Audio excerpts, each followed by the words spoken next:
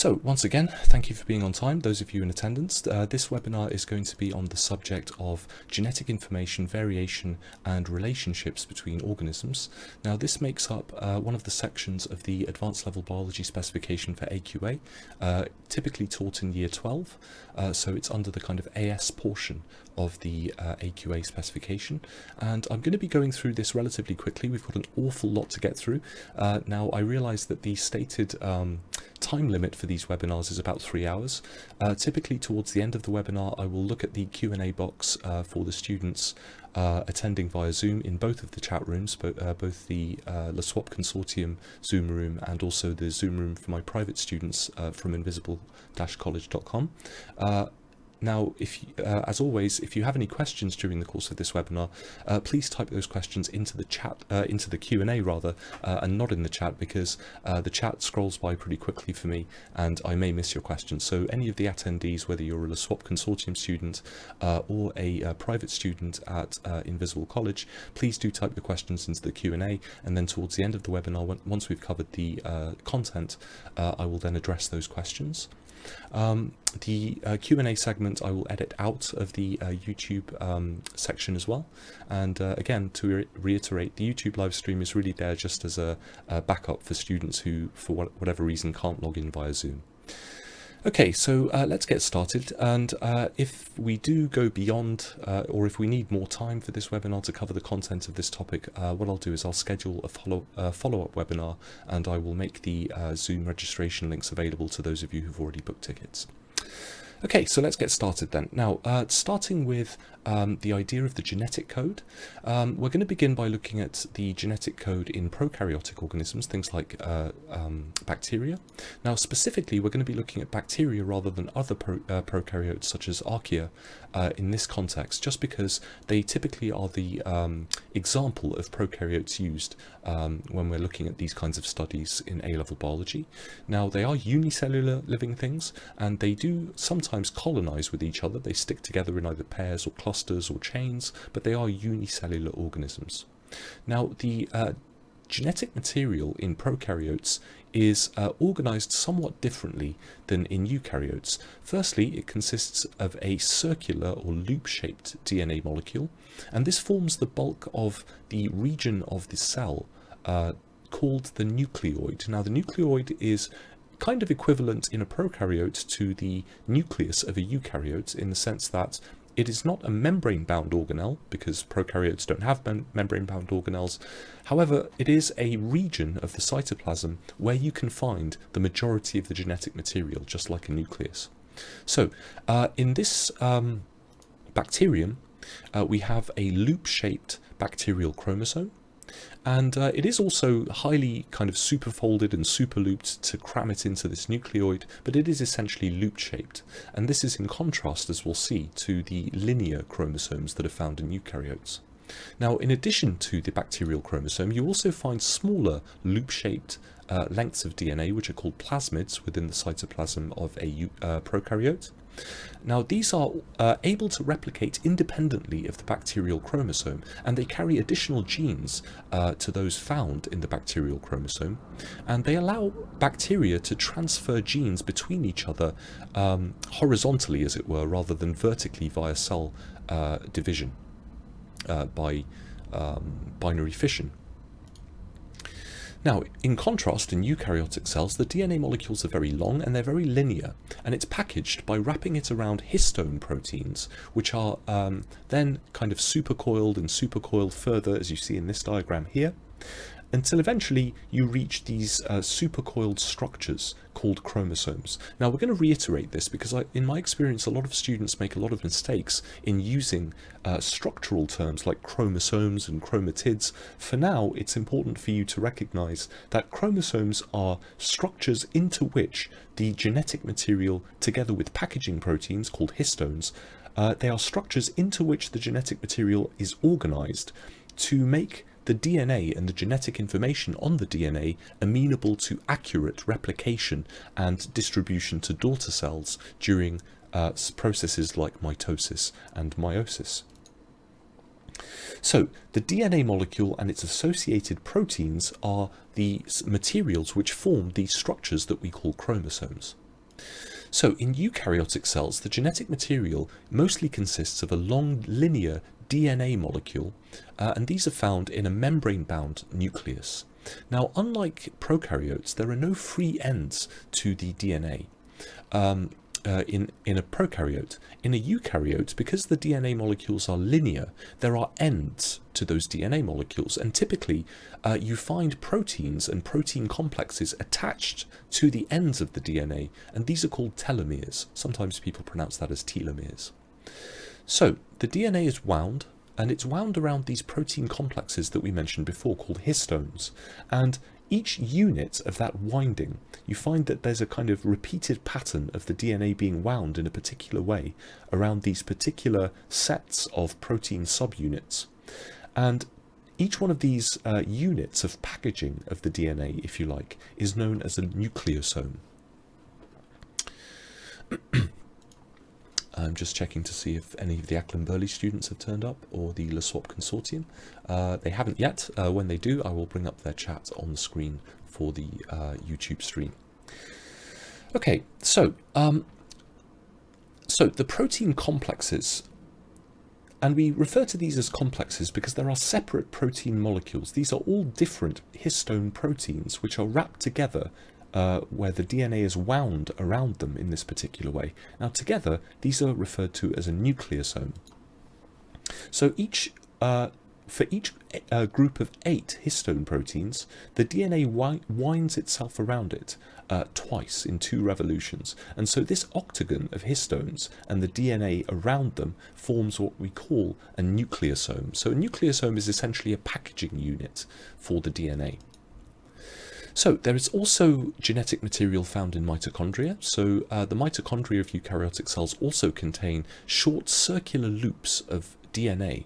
And these are referred to as mitochondrial DNA, which is abbreviated mtDNA or mDNA. And this resembles the short circular genome that you find in bacteria. So mitochondria are able to replicate themselves independently of the chromosomes, and they carry additional genes to those found in the chromosomes of the nucleus of a eukaryotic cell. So these features, and also other features of the bacteria, of the mitochondria, such as their ribosome structures, these features suggest that the mitochondria may have evolved from primitive prokaryotic cells or bacteria which were engulfed by the early ancestors of today's eukaryotic cells and formed a symbiotic relationship where the eukaryotic cell provided shelter from the external conditions and nutrients to that prokaryote, and in turn that prokaryote manufactured large amounts of ATP for that eukaryotic cell, and the prokaryotes then became what we call mitochondria. This is referred to as the endosymbiont hypothesis, and it's also something which includes chloroplasts as well, because chloroplasts also have these circular loops of DNA, which are referred to in this case as CT or cpDNA for chloroplast DNA. And again, this resembles the circular genome found in bacteria. So again, by comparing the sizes and the shapes of the ribosomes, and also the fact that chloroplasts also have these circular loops of DNA, this again leads to the hypothesis that perhaps mitochondria and also chloroplasts were once free-living prokaryotic organisms which were engulfed by the ancestors of modern eukaryotes and formed a symbiotic relationship. And the fact that these organelles can replicate themselves independently of the cell that they're living in other words, the cell doesn't need to be dividing to produce daughter cells in order for these organelles to be replicated at any point in the life cycle of the cell. This all suggests that perhaps the endosymbiont hypothesis is accurate. So let's have a look at the nature of what we call genes. Now, as we'll see, this goes to something in biology which is referred to as the central dogma of biology. So we start with the idea of a gene. A gene is a base sequence within the DNA that codes for either a polypeptide or an amino acid sequence, or a functional RNA molecule such as a ribosomal RNA or transfer RNA. But let me just go back here one. But these genes, as we saw before, are wound around the packaging proteins, which are then eventually formed into these structures that we call chromosomes, which are found inside the nuclei of cells. So, a living organism is a manifestation of a particular makeup of proteins, a particular combination of proteins. Now, this is a very reductionist way of looking at the structure of organisms, but as a scientist, as a biologist, sometimes if we're defining our terms, this is what we need to do. So, essentially, each protein is made up of one or more polypeptide chains, and a single gene is a specific sequence of nucleotides in the DNA molecule that codes for either the amino acid sequence of a single polypeptide and or the functional RNA, including the ribosomal RNA and the transfer RNAs, which are involved in protein synthesis. So a single gene is said to occupy a fixed position called a locus on a particular DNA molecule. So in other words, you find these instructions for making proteins, genes, and you find them at particular locations on that linear DNA molecule that you find in the nucleus. Now, until the early 1960s, the biggest question that occupied the minds of molecular biologists was, how does the sequence of nucleotides in the DNA molecule lead to the assembly of a particular sequence of amino acids in a polypeptide? Well, it was discovered that the relationship between DNA and protein synthesis involves a second type of nucleic acid, known as RNA, or ribose nucleic acid. So there are three main types of RNA. There's messenger RNA, transfer RNA, and ribosomal RNA, which are abbreviated mRNA, tRNA, and rRNA, respectively. And the flow of information from the DNA to the proteins was found to be mediated by the RNA molecules. So what we describe as the central dogma of molecular biology is that the DNA is the genetic material of cells in which the encoded information for the production of proteins is located. The encoded information on the DNA segments or genes is transcribed into messenger RNA molecules, and that information is then translated into a sequence of amino acids which form a polypeptide, and this happens at the ribosomes. So the central dogma of biology is that you have information encoded in the DNA. That information is then copied or transcribed onto a different molecule, RNA, messenger RNA. That messenger RNA then transfers that information out of the nucleus to the ribosomes in the cytoplasm and on the rough endoplasmic reticulum, and also on the nuclear envelope, where the process of translation of that genetic information occurs. And it's called translation because you're turning the information about how to build a protein on that mRNA molecule into the actual protein itself. And the protein itself, again, is the unique sequence of individual amino acids that makes up the primary structure of the polypeptide, which then determines the three-dimensional structure of the protein. And it's the three-dimensional structure of the protein which allows that protein molecule to fulfill its function in the organism. So, the process of translation involves the messenger RNA attaching to a ribosome and the ribosome turning the information in the messenger RNA into a polypeptide sequence. So the DNA-coded instructions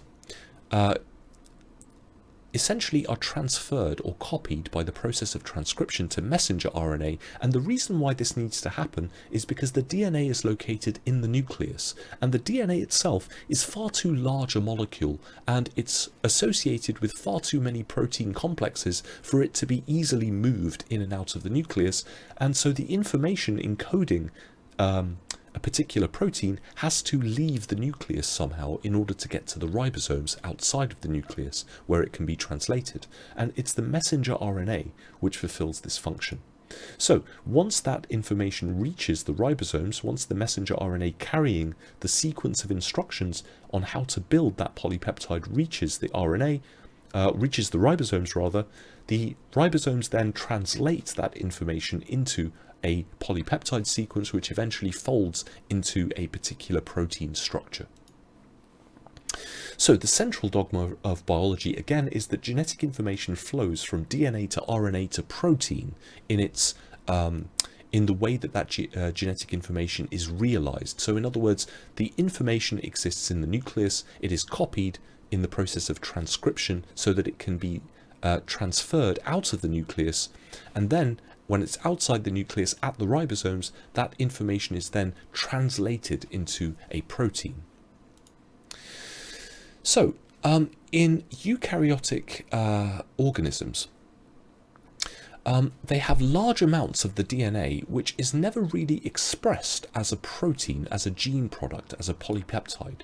So, in fact, only 10% of human cellular DNA actually produces genes, gene products such as proteins, and about 1.5% in fact produces protein-related products. So the human genome is made up of less than 20,000 or so functional genes. Now, the unexpressed DNA, in other words, the DNA which does not code for proteins, was once described as junk DNA by biologists.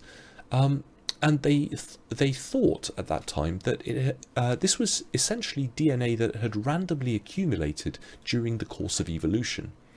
Now, despite the large amounts of that DNA within human genomes, again, only 1.5% of that DNA actually codes for proteins.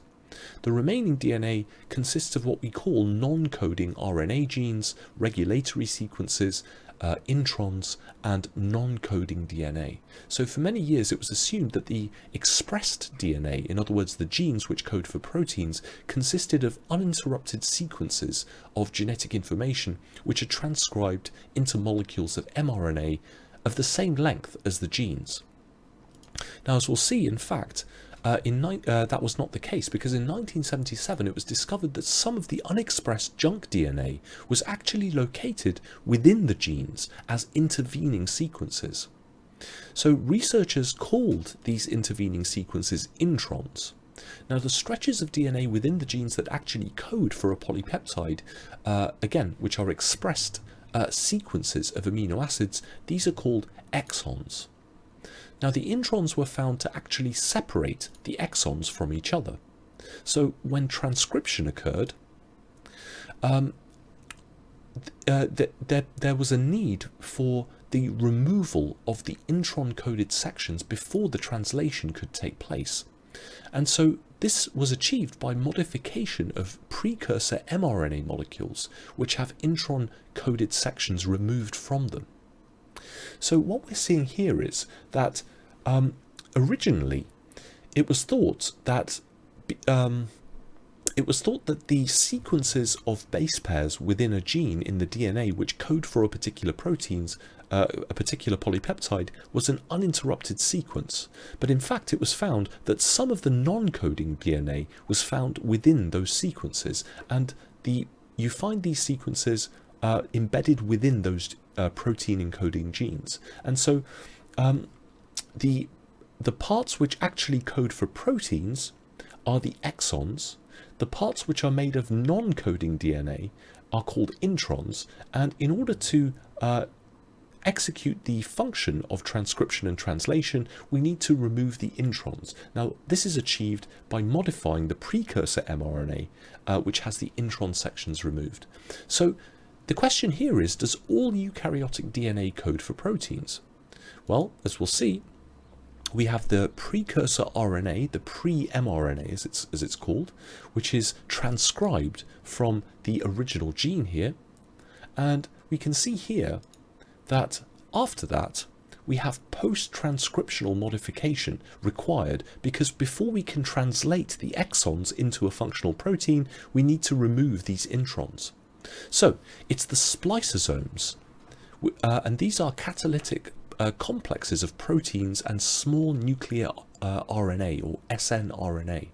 Now, these remove the intron-coded sections while the pre-mRNA is still in the nucleus. So once you've done the transcription of this gene, you have copied the exons and the introns onto the precursor RNA, or the pre-mRNA, and this is still in the nucleus. Now, inside the nucleus, you have these protein complexes called spliceosomes, which will then get to work on that precursor mRNA and splice out these introns and then join together the exons into the mRNA. Now, the mRNA at this point actually has the full sequence of bases necessary for the translation of that information into the correct polypeptide. Now, prokaryotic cells don't have introns, and so their transcription can lead directly to translation. In prokaryotic cells, we don't have the introns, and so there is no modification of the precursor mRNA necessary. You just go straight from the gene to the ready mRNA. So, in addition to the introns, there's another form of junk DNA, or so-called junk DNA, which consists of non-coding multiple repeats of base sequences which are found between the genes. So, once you get translation, you find that you've produced your polypeptide, and again, the polypeptide can then fold into that protein. But again, it's not just this precursor mRNA which needs to be modified to form the mRNA. You also have to have other so-called junk DNA or non-coding sequences which need to be removed between these genes. So these are called tandem repeats. The base sequences of some of that junk DNA you find repeats many times, and they repeat in tandem. These are called tandem repeats. So one of the main forms of these types of tandem repeat sequences in the human genome is the so-called satellite DNA. Now, this is found in the regions of the centromere and telomeres of chromosomes. Now, the tandem repeats are usually formed during DNA replication and meiosis, particularly during the process of crossing over. So an example of one of these non-coding tandem repeat sequences would be something like this, where you get a sequence of bases where you get this sequence here, ACCTG, being repeated one time after another. So the sequence is repeated 3 times in this tandem repeat, so this would be referred to as a trinucleotide repeat. Now, it was the work of Alec Jeffreys in 1984, along with his colleagues, where they developed a technique which analyzes some of these tandem repeats. Now, this technique is now known as genetic fingerprinting, which has led to the technology of DNA profiling. Now, we get into quite a lot of that information and detail in some of the lessons at Invisible College, where we're dealing with the control of gene expression and gene technologies. But for now, we'll just make a kind of passing reference to that there. So we've kind of looked at the idea of introns and also other non-coding regions of the DNA, but let's now look at the coding regions of the DNA. Now, in order to understand that, we need to look at the genetic code here. So, how does the DNA actually code for the protein? Now, in order to understand how this happens, we need to consider the following. So firstly, how the genetic information stored in the DNA is transcribed into RNA, how the information contained in the RNA is translated into a specific polypeptide, and the nature of the genetic code itself. So let's have a look at some of the similarities and differences. Now, they're both nucleic acid polymers in which the subunits or the monomers are nucleotides. So this would represent a single nucleotide where you have a phosphate group, a 5-carbon sugar, and an organic base. So the sugar component of the nucleotides will differ in DNA and RNA. The nucleotides in the RNA are made contain ribose sugars. So this is a sugar that has one more oxygen atom and does not than the deoxyribose sugar found in DNA. Now, this is important because this allows enzymes to distinguish between the 2 types of nucleotides. So you see here the structural formulae of the deoxyribose and ribose sugars found in DNA and RNA respectively. So let's have a look at some of the similarities and differences in a little bit more detail. Now, both the DNA and the RNA possess 4 distinct nitrogenous organic bases. So these are the DNA and the RNA bases and their structures. Now, again, you don't necessarily need to know these structures off by heart. I'm just kind of displaying them here just for this, the purposes of comparing the structures here. So we see that in DNA, you have these 4 bases here, which are complementary to each other in their hydrogen bonding. You have adenine and thymine, and you have guanine and cytosine. But in RNA, the thymine is replaced by uracil. So in RNA, you do not find the thymine base. You find instead uracil, which bonds complementary to adenine in double-stranded RNA. So the pyrimidine basis uracil is unique to RNA, and it replaces thymine as the base which is complementary to the purine base adenine.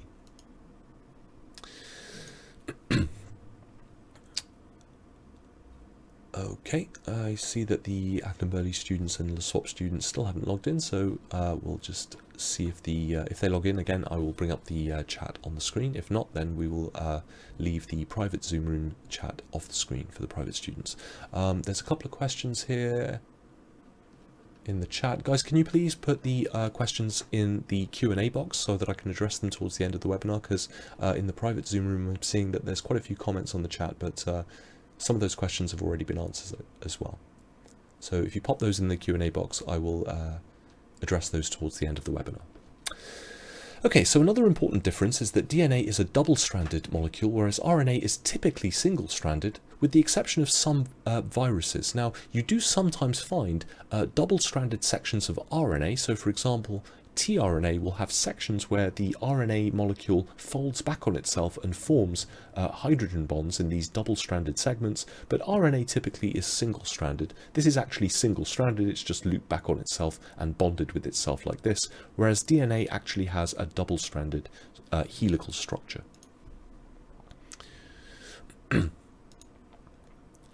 So the blueprint for making proteins is coded in the nucleotide sequence of DNA. Now, 20 different amino acids are naturally occurring among the variety of proteins found in living organisms, and the 20 different amino acids are coded for only by 4 different nucleotides in the DNA. So a single code where one nucleotide codes for one amino acid could only provide a code for 4 different amino acids. So a singlet code couldn't provide the necessary information for the utilization of the 20 different amino acids known to be required for the synthesis of the proteins found in living things. So there needs to be something else going on here. You can't just have a single nucleotide coding for one type of amino acid, otherwise living things would have to be made up of a maximum of 4 different types of amino acids. Now, as there are 20 different amino acids found in living things, there needs to be more complexity to this code. So let's see how that is achieved here. So a doublet code allows for 16 different combinations of the nucleotide base sequence. So if you had a doublet code like this, where you had nucleotides pairing with each other in such a way that each doublet codes for a different amino acid, you would have 16 different combinations. However, this is still short of the 20 different amino acids found in the living organisms. So a triplet code would allow for 64 different combinations of the nucleotide base sequence. So if you had a first position by a second position to generate a triplet code like this, you would find that there are 64 different combinations of these 4 bases in that triplet code if you're incorporating a third position here. Obviously, this is in excess of the number of amino acids found in living organisms. Now, the DNA triplet code, however, is the smallest coding unit that can account for the 20 different amino acids that make up the variety of proteins found in living organisms. So even though it is a redundant code, even though there are more triplets than there are naturally occurring amino acids, if you go then to a quadruplet code, that is even greater. So this is a triplet code is the smallest coding unit that can account fully for the 20 naturally occurring amino acids. So during protein synthesis, the DNA triplet code is transcribed onto the mRNA molecules as a complementary sequence of nucleotides in which uracil is substituted for thymine. So if you start with a DNA triplet code that looks like this, after transcription, you're going to end up with an RNA triplet code which looks like this. So each triplet of bases on the mRNA molecule is referred to as a codon because it is a coding unit. Each coding unit or codon specifies a particular amino acid, and the order of the codons on the messenger RNA molecule is what in turn specifies the sequence of amino acids in the linear polypeptide chain which is formed during translation. So it's usual to display tables of the genetic code in terms of the messenger RNA codons and the amino acids which they specify. So this would be such a table where these are the amino acids specified by each one of these triplets generated by this triplet code. And we see here that we have the abbreviations of the amino acids found in living organisms. So we have phenylalanine, we have proline, we have leucine, and so on. You'll notice also that some of these codons are referred to as stop codons, and we'll expand on that shortly. So let's look at the features of the genetic code. So the genetic code is universal. It appears to be the same in all organisms. Now, that's a really important, really fundamental, and actually quite fascinating point. Regardless of the diversity in the shapes and the sizes and the structures and the complexities of all the different varieties of living organisms that exist, it is fundamentally the same genetic code. The same triplets code for the same protein, for the same amino acids, and it's the same in all living organisms. The genetic code is said to be degenerate because more than one codon exists for most of the naturally occurring amino acids. So, in other words, a particular amino acid could be coded for in a polypeptide sequence by more than one RNA codon. And again, the RNA codons map to complementary DNA codons. As we said before, the genetic code is a triplet code, and 3 of the 64 possible triplet codons are referred to as stop codons because they fail to specify a particular amino acid. So because of this, these triplets are referred to as stop codons, and these indicate the end of the genetic message, if you like, the genetic sequence of instructions which specifies the assembly of a particular polypeptide during translation.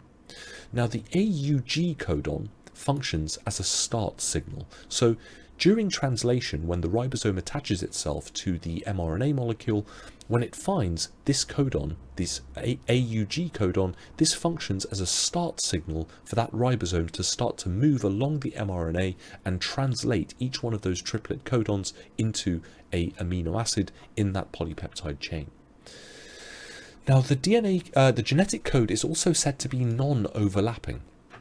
So in other words, you can't shift the frame, the reading frame of those triplet codons to the right or to the left without changing the sequence of the amino acids that it codes for. So let's have a look at the process of transcription and translation now. So the actual process of protein synthesis, it's similar in both prokaryotes and eukaryotes. There are important differences, but essentially overall it occurs during through the same sequence of events. So we start with transcription as the first of 2 main stages. So this involves the formation of the messenger RNA that carries a complementary genetic message to the ribosomes in the cytoplasm to the information in the gene found in the DNA. So the translation of that information then takes place at the ribosomes, and it involves the information on the messenger RNA being turned into a sequence of amino acids which forms a specific polypeptide. So we go from DNA to mRNA to protein. So the proteins are made in the cytoplasm by organelles called ribosomes. Each ribosome has a small subunit or SSU and a large subunit or LSU. The SSU is the unit of the ribosome which is responsible for reading the code on the mRNA, and the LSU is the unit of the ribosome which has the job of joining together the particular amino acids in the correct sequence to form that specific polypeptide chain which was expressed by the genetic code. Now, the prokaryotic ribosomes are typically smaller than the eukaryotic ribosomes. So the prokaryotic ribosomes typically are made up of a 70S overall ribosomal unit. Now, the S unit refers to the Svedberg unit. Svedberg units are units of sedimentation. So in other words, these don't necessarily refer to the molecular weight or the size of the ribosomal subunits. These are units of size which refer to how quickly these particles sediment under certain conditions. But essentially you can look at the overall size of a prokaryotic ribosome 70S as compared to the eukaryotic size 80S. So the fact that 50S plus 30S does not add to 70S, this is because these are not kind of linearly additive units of size. The Svedberg unit refers to sedimentation rates. So in the prokaryotic domains of bacteria and archaea, there's no nucleus, there are no membrane-bound internal organelles, so the copy of the genetic code on the mRNA can be directly read by the ribosomes, which are free in the cytoplasm. So, unlike eukaryotes, in prokaryotes, transcription and translation both occur in the cytoplasm. So, in eukaryotes, the bulk of the DNA is found within the nucleus, where it's associated with protein complexes made up of histone proteins to form chromosomes. So transcription has to take place within the nucleus of a eukaryotic cell. Now in eukaryotes, a ribosome can be found in the cytosol or bound to the inner surface of the rough endoplasmic reticulum, which is what we're seeing here in this electron micrograph here. So translation still takes place in the cytoplasm, but that is also the case in prokaryotes. So translation may occur on the rough endoplasmic reticulum, but it can also occur in the unbound ribosomes floating around in the cytoplasm as well. So in eukaryotes, the mRNA has to leave the nucleus through the nuclear pores to get to the cytosol and the endoplasmic reticulum, where the ribosomes are typically found. So here we have a typical animal cell, a liver cell, where you can see the nucleus. The nucleus contains the genetic code, but it's the ribosomes found either on the rough endoplasmic reticulum or on the nuclear envelope, or found floating free in the cytoplasm. These are the sites where that information has to be transferred to in order for that information to be translated into proteins. So it's these nuclear pores through which the mRNA leaves the nucleus and finds the ribosomes. So let's look at transcription in a little bit more detail. So in both eukaryotic and prokaryotic organisms, the two DNA strands, the coding strands, contain codons and have the same base sequence as the mRNA transcript produced. Now the coding strand is also known as the sense strand or the non-template strand. So you'll often find this kind of language used to refer to the coding strand. So the other strand of the DNA, the template strand, acts as the template for the pairing of complementary nucleotides. So in prokaryotes, the binding of the complementary nucleotides leads to the formation of mRNA, and in the case of eukaryotes, it leads to the formation of the pre-mRNA, which needs to be modified by the excision, the splicing out of the introns to form the mature mRNA, which can then be translated when it leaves the nucleus and goes into the ribosomes. So the template strand sometimes is known as the antisense strand, sometimes called the anti-coding strand or the non-coding strand or the transcribed strand. So transcription proceeds in the following series of steps. So to start with, an enzyme called DNA helicase or helicase breaks the hydrogen bonds between the complementary DNA nucleotides to create a transcription bubble, and this separates the short length of the two strands of the DNA helix along that particular gene sequence. So one DNA strand, the sense strand, contains the codons and has the same base sequence as the mRNA or pre-mRNA in the case of eukaryotes. So remember, in RNA, the uracil replaces the base thymine that you find in the DNA. So the other strand, the template strand, so remember this is the coding strand, the sense strand, this is the antisense or template strand. So in the template strand, this acts as the actual template for the pairing of the complementary nucleotides which end up forming the mRNA or pre-mRNA transcript. So the RNA polymerase is the enzyme responsible for adding the complementary RNA nucleotides to pair with the nucleotides of the template strand of the DNA molecule. So again, the base pairing is as in DNA, except the thymine is replaced by uracil. So we have the template strand where you have the RNA polymerase moving along it and forming the mRNA by complementary base pairing, and you have the coding strand, which is the other strand of the DNA double helix. So a portion of the gene to be transcribed is represented in this diagram here. So the separated strands of the DNA are shown here with their bases exposed. So this is the template strand and this is the complementary coding strand.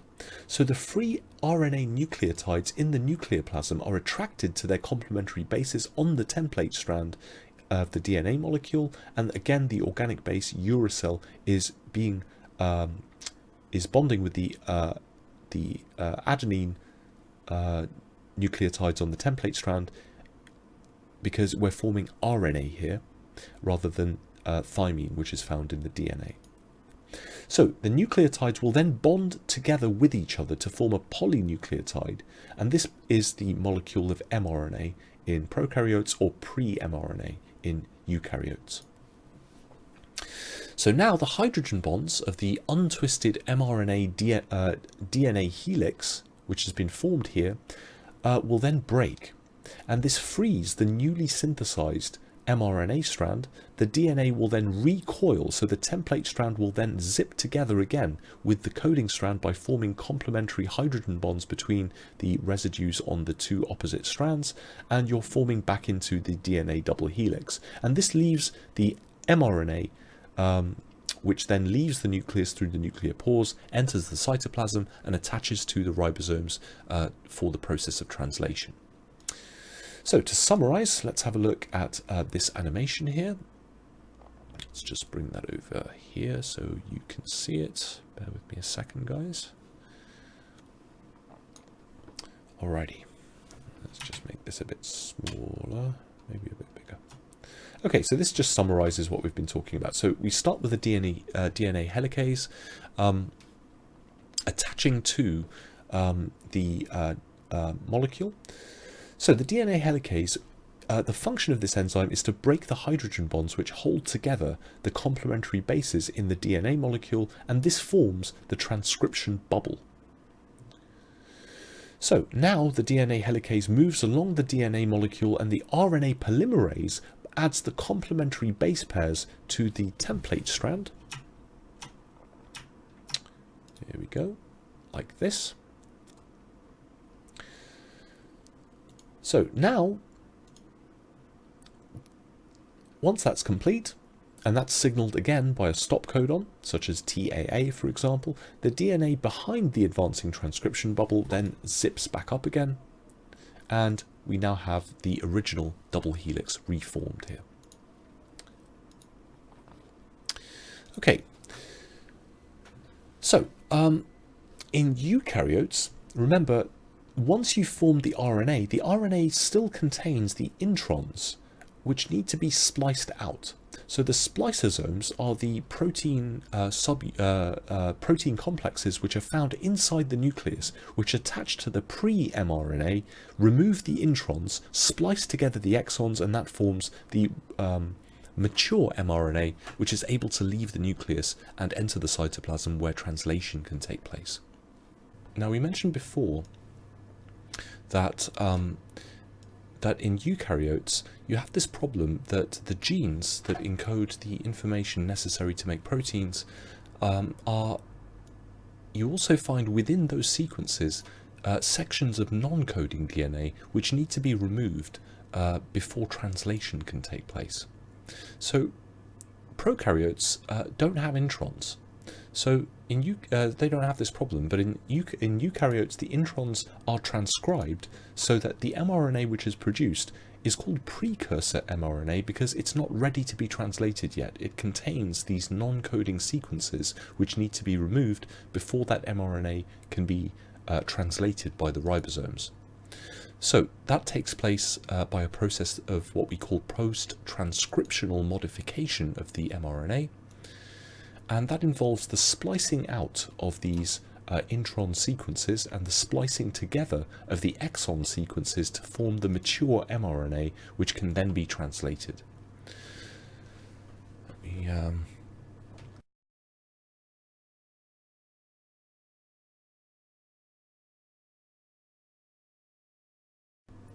pardon me, just had to mute my mic while I coughed explosively there. I'm not sure what's happened to my PowerPoint here. What's going on?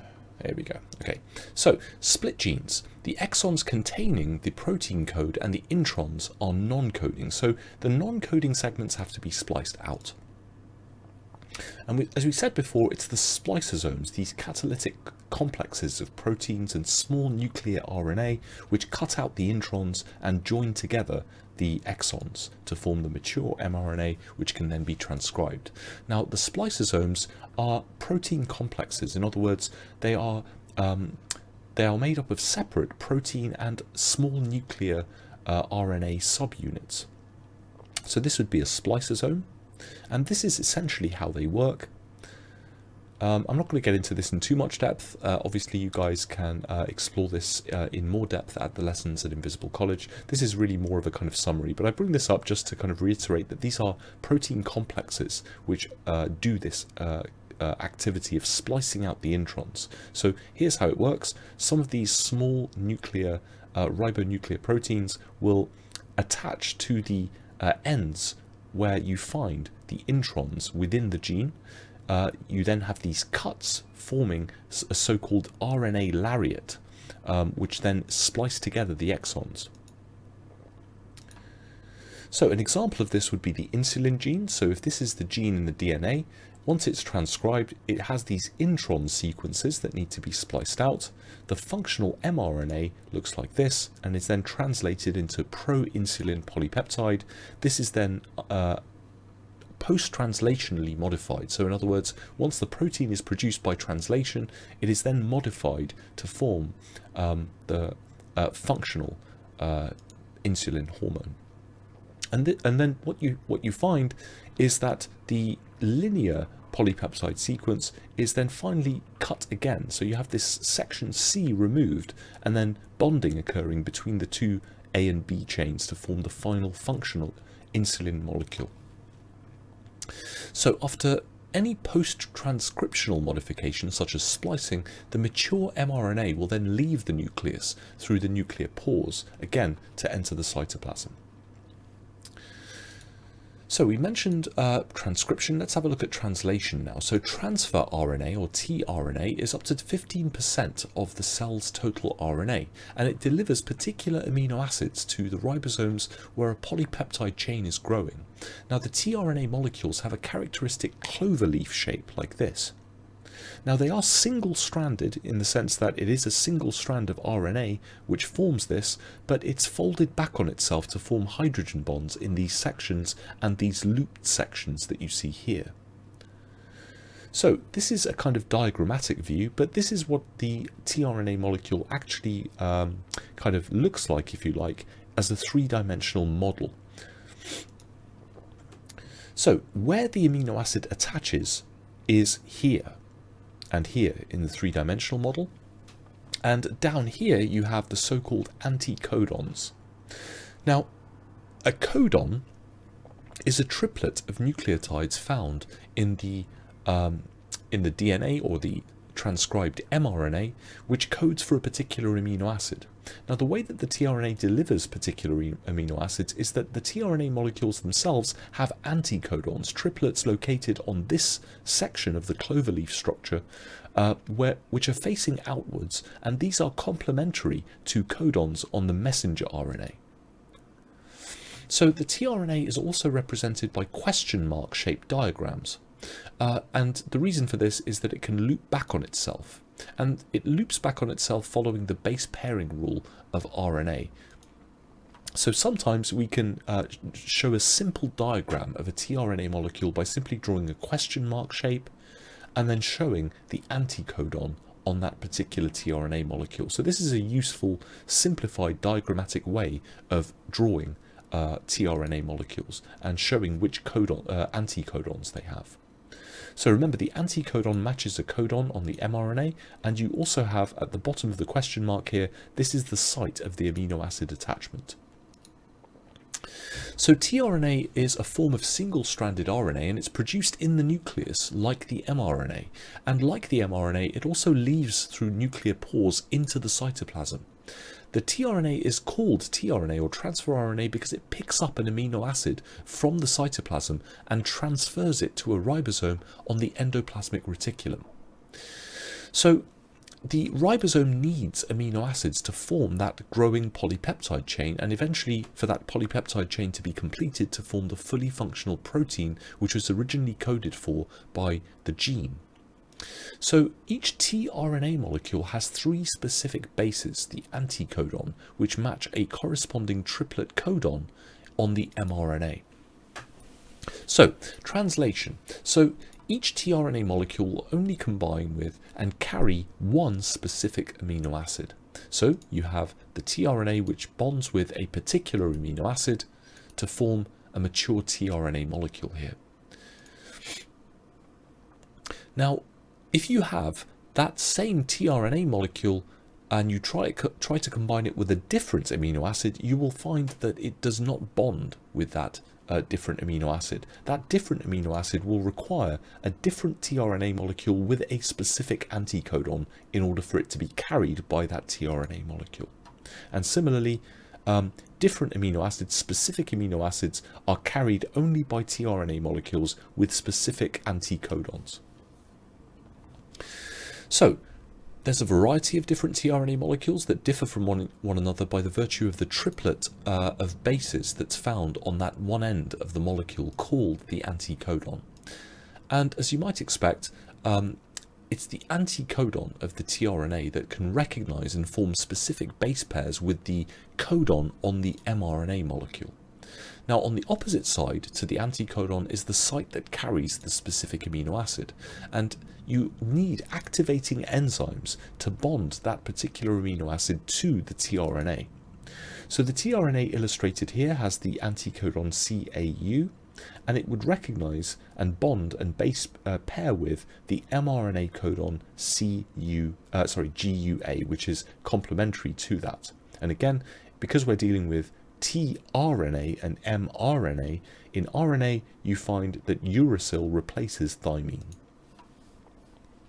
So according to the genetic code table that we saw before, this tRNA molecule will be carrying the amino acid valine, and it's valine which is coded for by the triplet codon GUA on the mRNA. So let's start with the first step of translation. This is called initiation. So in initiation, you have the binding of the transfer RNA together with the larger of the ribosomal subunits. Now the transfer RNA carries the amino acid. So this is the configuration here. You'll notice that we have 3 sites. We have the E site, or the so-called exit site. We have the peptidyl site, or P site, and we have the acceptor site, or the A site, on the ribosomes. Now these correspond with positions on the mRNA. Each one of these sites will have the mRNA aligned with it to have a particular codon of the mRNA in that site at any given time. So, each ribosome, as we said before, consists of a large and a small subunit, and the process of translation occurs and begins when the 2 subunits bind to the initiator codon, the start signal on the mRNA, and this is the codon AUG. So the AUG codon, remember, is the codon on the mRNA which signals the ribosome to begin the process of translation. And it's AUG on the mRNA, and this corresponds to a tRNA molecule which carries the anticodon UAC, and the tRNA molecules that carry this anticodon also carry the amino acid methionine. So the methionine amino acid is the kind of initiating amino acid, if you like. So remember, the ribosome here serves as a binding site where the mRNA and the tRNA can interact with each other, and initiation results in the binding of the initiator tRNA to the start signal of the mRNA. So the initiator tRNA has the anticodon UAC, and this always brings a molecule of methionine as the first amino acid of the assembling polypeptide. The initiator tRNA bonds to the ribosome at the P site, the peptidyl site. So once this has happened, once initiation has occurred, you can then get into the next step of translation, which is called elongation. So during elongation, this begins with this binding of the second tRNA molecule, this time to the acceptor site, the A site of the ribosome. And this recognizes the next codon in the messenger RNA. So the next codon of the messenger RNA, which is located in the A site, this corresponds to the anticodon GGC, and we can see here that a tRNA bearing that anticodon and carrying a specific amino acid here has fit into the acceptor site here. So in this example, it's carrying the amino acid proline. So what happens now is that the polypeptide chain begins to elongate because the second amino acid bonds with the first amino acid by means of a peptide bond, which is formed between these two amino acids within the large ribosomal subunit. So this reaction requires enzymes, and it also requires energy from the hydrolysis of ATP. So the original tRNA at the P site now moves to the E site, the exit site, and it leaves the ribosome. So the tRNA molecule carrying a dipeptide is now located in the A site of the ribosome.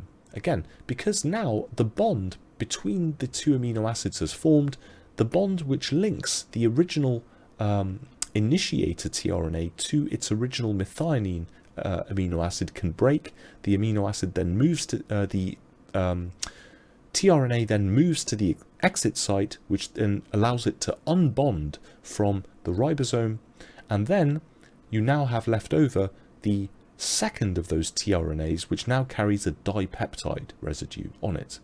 So at this point, the ribosome moves one codon to the right, and so now the tRNA which carries the dipeptide shifts so that it's now in the P site, and then a new tRNA molecule carrying another amino acid, this time corresponding to the codon UAC, then moves into the acceptor site. So now we can then repeat that process of elongation, because the same enzymatic action can then form a new peptide bond between these two amino acid residues here. So now a tRNA molecule with the anticodon AUG is fitting into the acceptor site, because again this anticodon will attract this codon and will bond complementarily to it. And so in this case this would be the amino acid tyrosine. So now the peptide bond has formed between the second and the third amino acids, and again, as we saw before, the tRNA which carried that second amino acid has now unbonded from it and entered the exit site, where it can then detach, and then the ribosome then moves along. And so once it moves along by another codon, another tRNA molecule can now fit into the acceptor site, and you now have the tRNA molecule carrying a tripeptide occupying the P site. So now the process can continue, because more and more amino acids are added to the polypeptide chain until you reach a stop codon. Now the UAA codon on the mRNA functions as a signal to the mRNA to stop the process of elongation. So no further tRNA molecules will be attracted to the A site at this point. So here we've reached this point where we've reached a stop codon, and no further tRNA molecules will bond here. And so at this point, the tRNA and its polypeptide chain will then detach from the ribosome, and you've now formed the completed polypeptide. So now that you've formed the completed primary structure of the amino acid, you then need for that linear sequence in that polypeptide to correctly fold and coil into the secondary structural motifs such as alpha helices and beta sheets and beta barrels. You then need that collection of secondary structural motifs to assemble in 3 dimensions into the tertiary or 3-dimensional or globular structure of the protein. And finally, multiple tertiary structures or multiple protein subunits can then go on to combine sometimes into quaternary structures, such as what we see here, which is the structure of the hemoglobin molecule. So this is essentially how protein molecules are formed. Now, more than one protein molecule is usually required by a cell at one time, so it's usual for a group of ribosomes called a polysome to pass along the mRNA molecule, each leading to the production of a completed polypeptide chain. Now remember, proteins, when they're finalized and they're mature in their structure, these can be enzymes, they can have structural or mechanical functions, they can be structural proteins which are part of the cytoskeleton, they can be signal proteins such as hormones, they can be part of the immune system, and so on. They can also be critical for other functions such as the adhesion of cells to each other in tissues.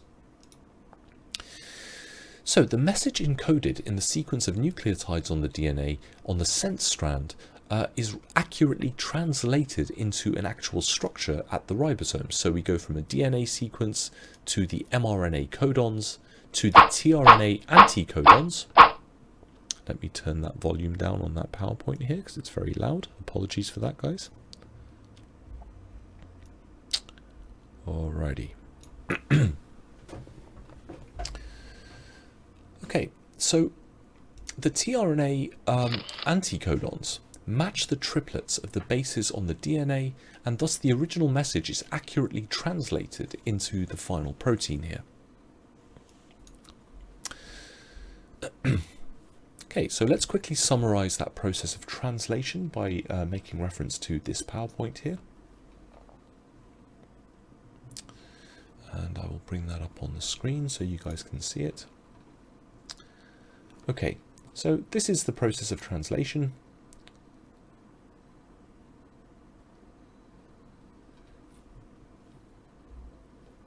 Not sure why that's showing up under as in front of the tRNA, but you get the message here.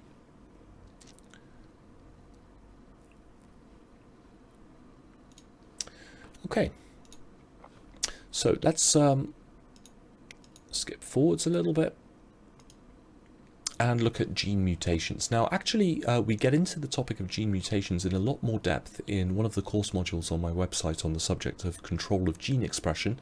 There will be a revision webinar on that subject a little bit later on in this sequence. But for the moment, we need to look at gene mutations, and we'll get into more depth on that in that topic, which is an A2 topic. So mutations, now these are sudden, significant, random changes in the genetic material of a cell, and these introduce an unpredictable form of variation. Now mutations occur in all living things, and mutations can be restricted to a single gene, in the case of gene mutations, but they can also be chromosomal mutations that can affect one or more chromosomes in a cell. Now, an organism which has been affected by a mutation is called a mutant, and mutation in non-reproductive somatic cells is referred to as a somatic mutation. Now, this only affects that one organism, and somatic mutations cannot be inherited. Now, in contrast to that, if you have mutations in an organism's gametes, this is a germline mutation, and this can be transmitted from one organism to the next generation because it is a mutation which is present in the cells which lead to the gametes of that organism. So here you see a rare mutation which results in a goat with 4 horns.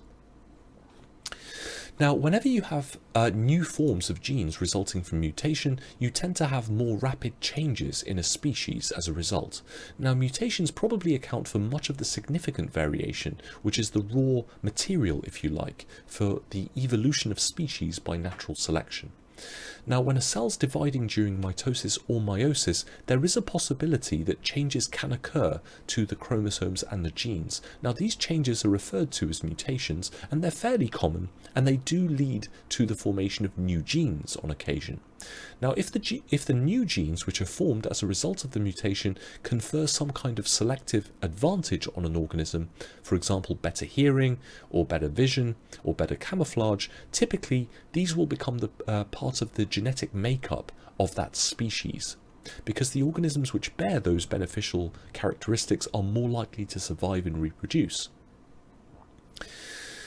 So, an example of this can be seen in the evolution of antibiotic resistance in bacteria. So if we start with a particular bacterial population and you have spontaneous mutations which occur during the process of the growth of that population by binary fission, a mutant bacterial cell may be more resistant to a particular antibiotic.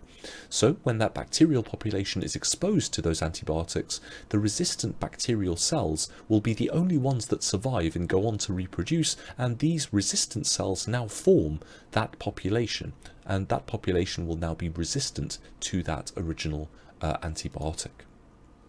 So mutations can occur naturally during cell division. They tend to be spontaneous, and these occur at a relatively low rate in populations. Now, just to illustrate some of the causes of mutation here, remember chromosomes are these structures into which the DNA is packaged so that the DNA can be replicated and distributed to the daughter cells of that cell once that cell undergoes cell division. Now, mutations can be produced by what we call mutagenic agents, things that cause mutations. Now, these include things like viruses. They can also include chemicals and radiation.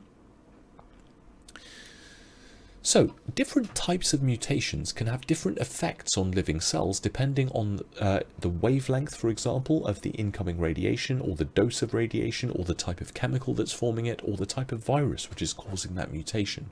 Now, the DNA and the chloroplasts of spinach cells are easily damaged when exposed to certain types of radiation, for example. Now, animal cells are even easier to damage by radiation.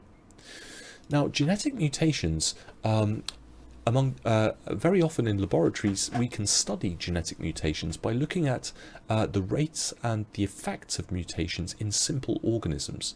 Now, the Drosophila melanogaster, the fruit fly, is one of the organisms which is very commonly used in such investigations, because it firstly is an organism which is small, it multiplies rapidly, so you can always have large numbers of them, and also it has a relatively high rate of mutation, and also shows very kind of a range of mutations, which makes it very useful to study in that context.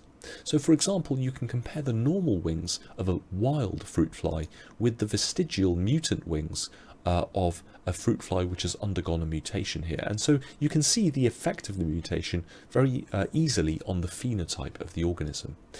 Now, it's important here to remember that because mutations are essentially random and spontaneous changes in the genetic code, the vast majority of mutations confer no advantage to the organism. Now, in a much lower percentage of cases, you do sometimes get mutations which can confer beneficial effects. So an example of this would be in the case of sickle cell anemia. This is an inherited mutation of genes which codes for the structure of hemoglobin. Now, the mutant hemoglobin leads to red blood cells that become sickle-shaped. Now, in tropical regions of Africa, this mutation is actually quite common in the population, and even though obviously the sickle-celled shape of the red blood cells can itself lead to some disadvantages, one advantage that it gives people in these populations which have this mutation is that it gives them a higher resistance to malaria, which is a common disease in those regions. So we can see that in this example, the original mutant gene has been passed on through the generations to the point where most people in particular regions of Africa will have that genetic mutation. So again, we can define a mutation as a stable, heritable change in the genetic material. A gene or point mutation results from changes in the base sequence within single genes, and this gives rise to new alleles. Now, deletions and substitutions within the gene sequence of a gene, these are examples of gene mutations. Again, genes code for proteins that are synthesized at the ribosomes according to the instructions within DNA nucleotide sequences. So the deletion or substitution of a particular base within the DNA code of a single gene, this will change the transcribed message in the mRNA molecules whose codons determine the nature and the sequence of the amino acids within the final polypeptide chain. So in other words, the nature of the genetic information flowing from the DNA to the ribosomes for protein synthesis can be altered by mutation. So if we start with part of the DNA sense strand coding for a normal protein here, the mRNA molecule which is transcribed from that would look like this, and here at the end of it we see the stop codon. And so once that undergoes translation, the normal polypeptide chain will look like this. Now, the nature of a protein is determined, as we saw before, by the exact sequence of amino acids in the growing polypeptide chain. So this is referred to as the primary structure. So if the genetic information flowing from the DNA to the ribosomes for protein synthesis is altered by mutation, this means in turn that the primary structure of the protein will also be altered. But if it's the primary structure which determines the way in which that polypeptide folds and coils into secondary structural motifs and in turn into tertiary structures, then it means that ultimately that mutation is going to change the structure, the functional tertiary structure of that protein. Now, since it's the structure of the protein that determines the function of the protein, this means in turn that the gene mutation may change or may destroy the function of that protein. So here's some examples. Now, many proteins are enzymes which control certain metabolic pathways in the cells, and this in turn will influence the phenotype of the organism. So gene mutations that affect the shape of the active site of an enzyme protein can result in the loss of the enzymatic activity. So mutations of the genes that code for an enzyme involved in the chemical pathway leading to the production of a pigment protein called melanin results in the loss of that enzyme, and in turn a loss of the ability of the cells to produce that pigment. This is called albinism, and this is what leads to the typical symptoms of albinism, which is a lack of pigments in the skin of organisms. So you can see here two organisms which have exhibited the phenotype that results from this lack of pigmentation, and the lack of pigment is in turn a result of the loss of the enzyme activity which normally produces that pigment because of a mutation in the genes which code for that enzyme. So a point mutation, as we said before, is a change of a single nucleotide base pair in the DNA. Now, one nucleotide has been substituted with another in a substitution which contains a different base. So this is called a substitution mutation, and it's a type of point mutation. So only one base triplet codon will be affected by a point substitution. For example, if we take a guanine containing nucleotide and replace it with an adenine containing one, there are three possible outcomes for the codon from a point mutation. So we see here the possible outcomes. We have the silent mutations which don't code for any amino acids at all. We have the don't change the amino acid that's coded for. We have the nonsense mutations which will actually produce a stop codon which don't code for any amino acids. We also have so-called missense outcomes of that point mutation as well, which can code for a different amino acid to be formed. But in all cases, when you have a substitution mutation, it only affects one codon, so it only affects one amino acid in the polypeptide chain. So examples of point mutations like this which lead to real physical conditions are, as we said before, sickle cell anemia, but also cystic fibrosis, color blindness, and also some cancers, which can result from a base substitution in a tumor suppressor gene. So base substitutions may not alter the amino acid sequence of a protein. We would call these silent mutations. So the genetic code, as we said before, is degenerate as there is more than one codon for most of the amino acids. So a substitution that changes UCC, for example, to UCA will still code for the amino acid serine because serine is coded for by multiple triplets. So substitution of one base for another within a gene sequence usually occurs as a result of an error during copying of DNA or DNA replication. Now, most base substitutions result in a single amino acid being changed for a different amino acid at a specific position within the final polypeptide chain. So, for example, if you substitute CUU to CGU, then the amino acid leucine is going to be replaced by arginine in the growing polypeptide chain, and that can have a minor effect, or it can have serious consequences if it significantly affects the protein's final shape. Now, base substitution can have no effect on the structure of the final protein. We'll look at that a little bit later. So, as we said before, one of those examples is sickle cell anemia. So here we have a sense strand coding for normal hemoglobin. This would be the messenger RNA, and this would be the part of the polypeptide chain coded for by those three triplet codons. So this would lead to the normal hemoglobin and normal red blood cells. But if you have a point substitution there, let's look at what happens when we substitute A for the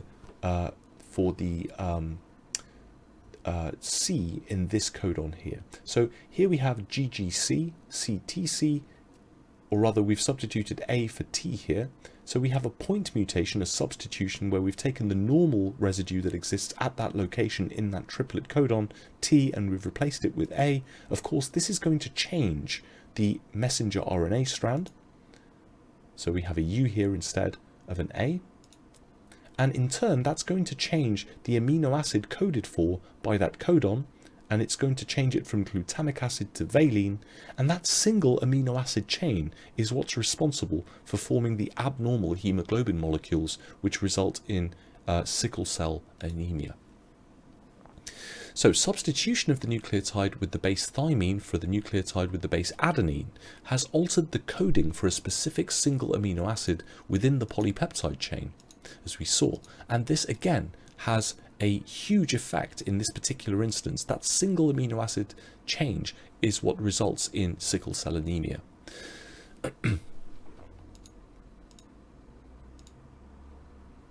So other small-scale mutations can add or remove base pairs.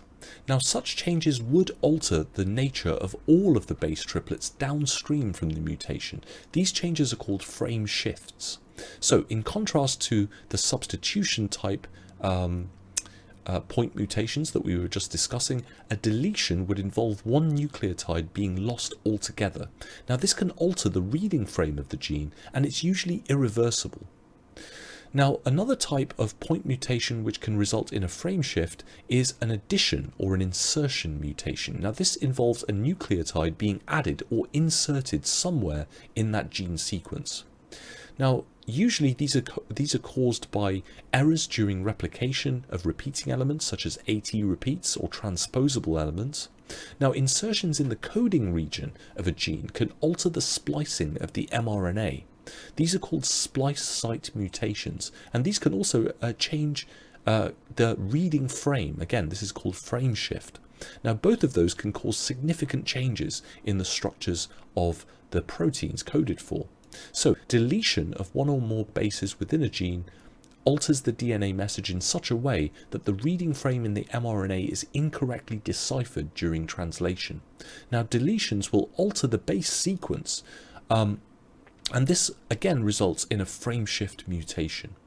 So the deletion of 3 bases does not alter the reading frame. So in other words, remember that the genetic code is composed of sequential triplets, and each one of those triplets is the fundamental coding unit. If you removed or replaced 3 bases, then you are basically changing one coding unit.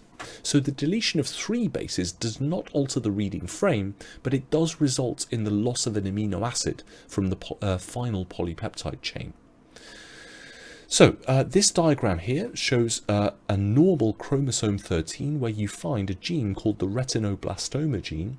Now retinoblastoma is a rare cancer of the retina, and this arises when there's a mutation involving a retinoblastoma gene called the RB1 gene. So this is found on chromosome 13, and the mutation is generally a deletion of the RB1 locus, the RB1 position on the chromosome.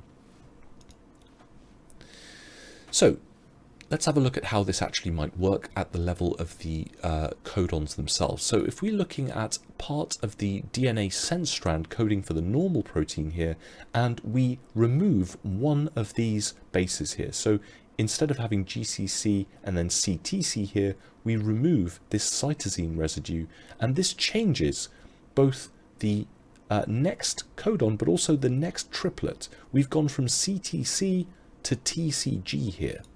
So once the reading frame of the code has been shifted by the deletion, we see here that everything after the point where the mutation occurs, or the entire sequence after that point has been changed. We've gone from glutamic acid and proline following the arginine GCC to serine and leucine.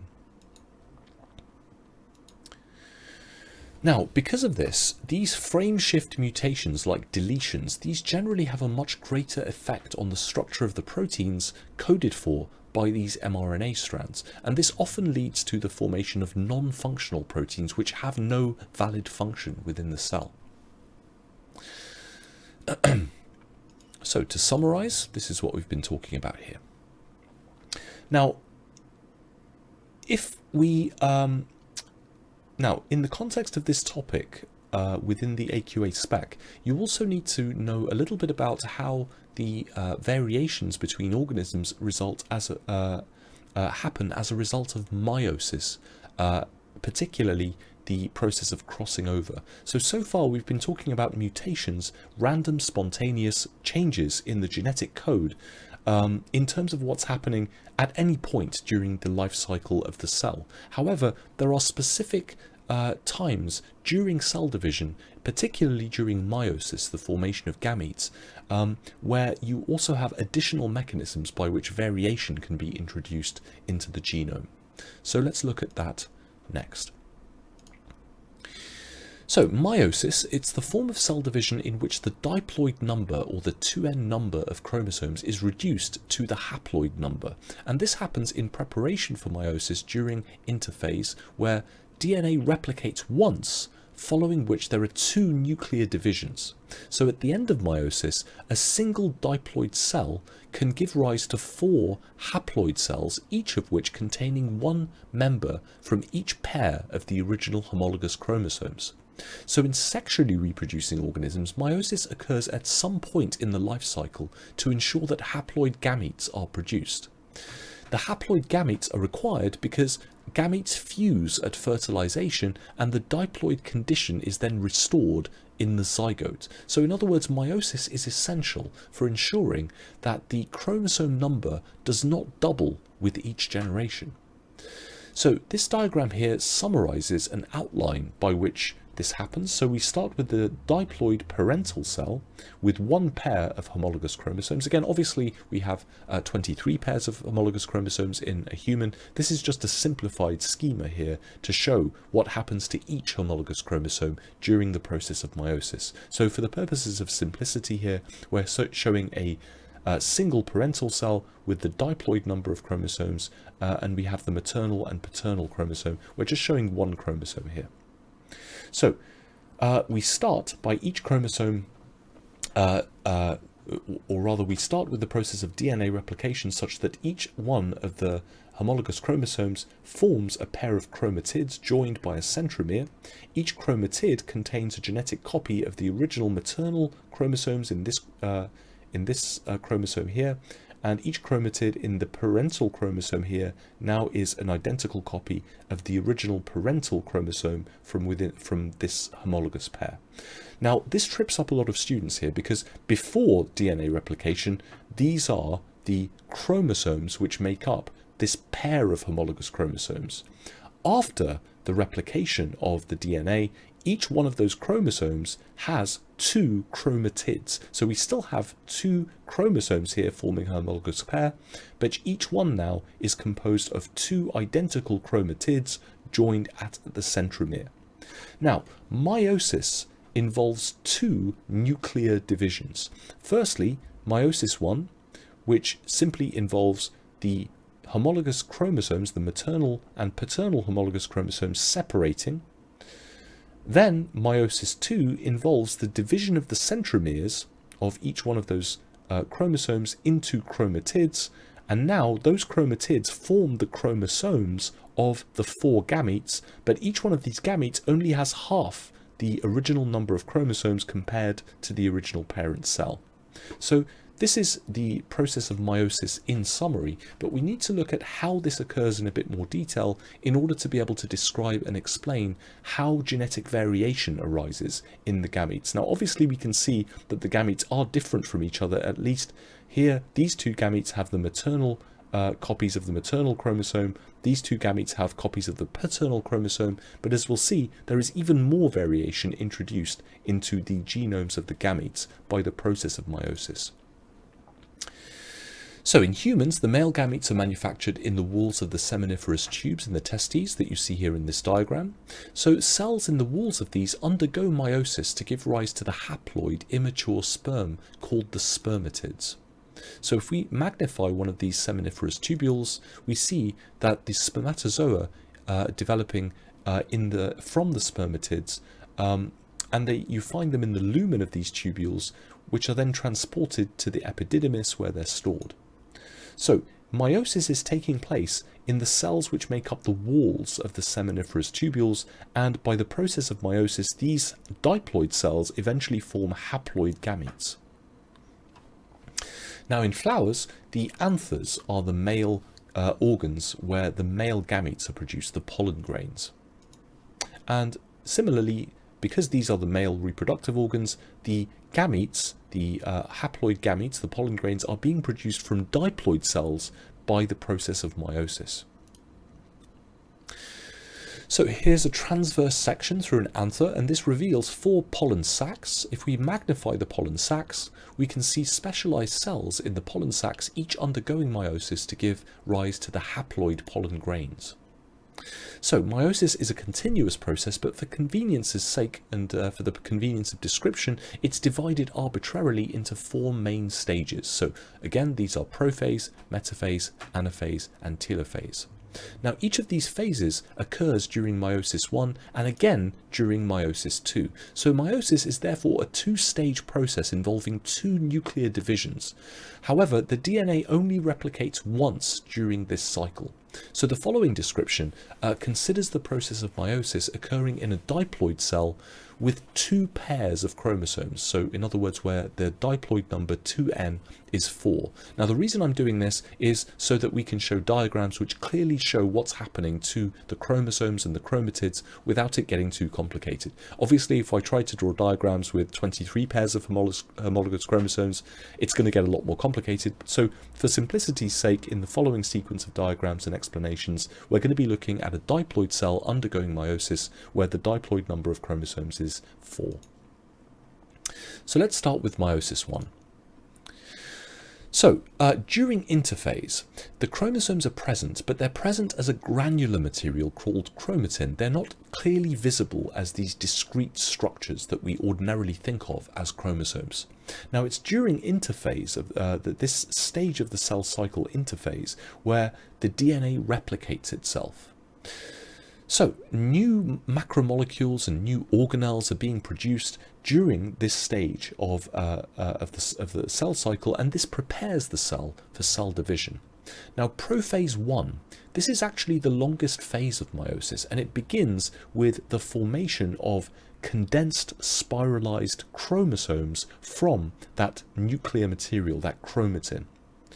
So we say that the chromatin in the nucleus, remember the chromatin is the DNA packaged around those histone proteins with the associated other proteins and enzymes all cobbled together. Well, that material, particularly the protein and the packaging proteins in the DNA, is then spiralized, condensed and organized during prophase 1 into these very visible, very discrete chromosomes, which can be very easily visualized in cells, particularly by staining.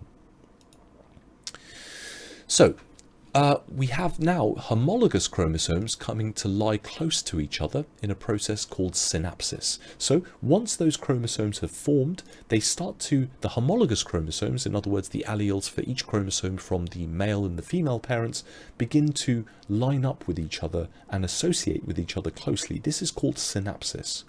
Now the paired chromosomes here are now referred to as bivalents.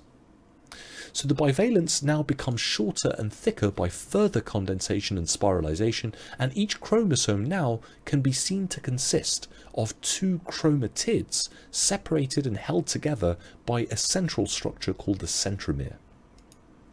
So the pairs of identical sister chromatids, these are the results of DNA replication which occurred during interphase. So each group of 4 chromatids is now referred to as a tetrad. So this would be a tetrad. So the tetrad is composed of all of the chromatids in each one of the homologous pairs of chromosomes that you find in these pairs. So here's a pair of identical sister chromatids resulting from the replication of DNA during interphase. So you have here the paternal member of the pair and the maternal member of the pair, and each one of those is made up of sister chromatids. So the reason I'm kind of reiterating this, and the reason why I'm kind of focusing on this language so closely, is because this is the area where I see a lot of students lose marks, and unnecessarily, particularly in essay questions and also in the kind of larger extended written response questions. You really need to nail down your use of language here. So please don't use the word chromatid when you mean chromosome, is basically what I'm saying here. Okay, so the 4 closely associated chromatids for each of the pairs of homologous chromosomes form an arrangement called a tetrad. At this stage, during meiosis prophase 1, the non-sister chromatids are so closely associated that they become intertwined, forming positions of overlap called chiasmata. Now, at these positions of overlap, as we'll see, the non-sister chromatids will break and exchange sections of genetic material with each other in a process called crossing over. And this is ultimately what leads to the introduction of genetic variation or additional genetic variation among the gametes.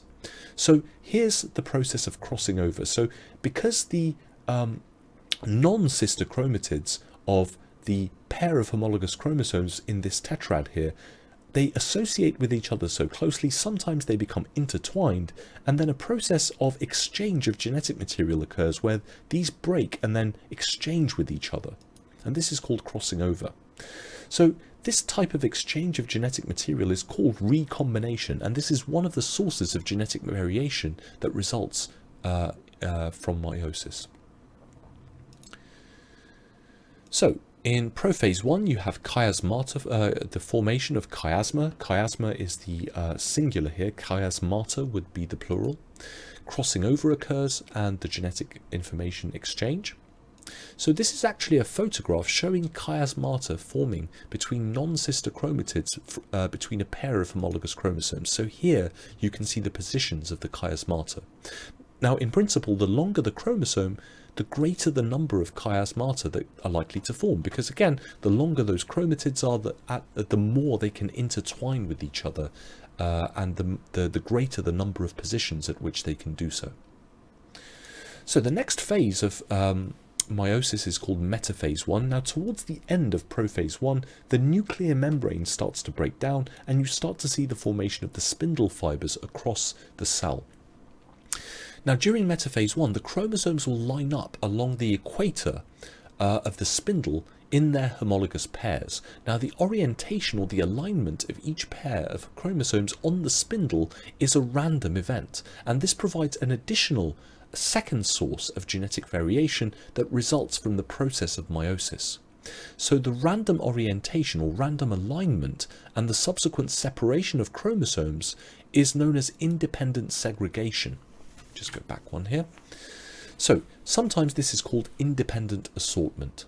So there are two main sources of genetic variation in meiosis that you need to be familiar with and you need to be able to express in detail. The first is what we've already gone through, the crossing over, the formation of chiasmata, and the distribution of genetic material between those non-sister chromatids. But you also have this independent assortment, and this is sometimes called independent segregation. So during anaphase 1, the spindle activity separates the homologous pairs of chromosomes. Now the homologous pairs of chromosomes, under the influence of those contractile spindle fibers that have attached to their centromeres, these then move to the opposite poles of that spindle. So the independent segregation has now been finished, and failure of the chromosomes to separate equally at this stage in the production of an ovum is the most common cause of Down syndrome, as we'll see later on. So in telophase 1, the spindle disintegrates, and now you start to form the new nuclear membranes around the genetic material before the process of cytokinesis or cell division can begin to form the daughter cells at the end of that first nuclear division in meiosis 1. So in animal cells, the membrane of the cell will now begin to constrict down the middle of the cell, and you start to have this process of cytokinesis, cell division, to form the two daughter cells, and each daughter cell ultimately will contain one member from each of the pair of homologous chromosomes. So now that you've formed your pair of daughter cells, we can now enter the second stage of meiosis, the second nuclear division, which is known as meiosis 2. So again, the first phase of meiosis 2 would be prophase. So we designate that prophase 2. So the two cells entering prophase 2 of meiosis now possess one member from each pair of homologous chromosomes and are thus described as haploid cells. So remember, the haploid number is half the original number, and because we have half the original chromosomes here, remember the original number was four chromosomes, each one of these daughter cells at the end of meiosis 1 contains the haploid number. So during late prophase 2, the nuclear membranes start to break down, and again we start to form the spindle fibers. So now the chromosomes, each consisting of two sister chromatids, under the influence of those spindle fibers, will start to line up with each other independently along the equator of those two cells. So this is the purpose of this stage, metaphase 2 of meiosis, is to separate the sister chromatids and to distribute them into the four products of meiosis. So during anaphase 2, the centrioles will then replicate themselves and allow the chromatids to split apart. Now, when the centromeres divide, what's quite interesting actually is that not only do the spindle fibers pull on the opposite ends of those centromeres, but the centromeres actually both end up with the same electrostatic charge, and so they repel each other as well. And the combined effect of that is to cause the chromatids that made up those chromosomes to separate and move towards the opposite ends of the cell. Now, because the centromeres have divided, the chromatids that we referred to before are now referred to as chromosomes. Now again, this is incredibly important.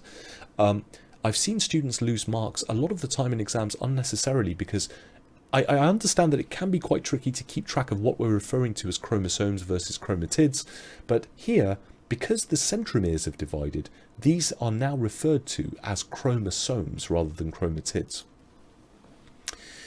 So we now enter telophase 2, and this is a photo micrograph showing the cells from the anther of a lily flower. Here we can see the chromatids moving to opposite poles of the cell, and we can start to see the two cells forming as a result of the end of meiosis 1. We see the chromatids splitting apart during meiosis 2. Now ultimately what's going to happen is you're going to get cytokinesis during meiosis 2, which ultimately divides these two cells along this plane here to form the four daughter cells here.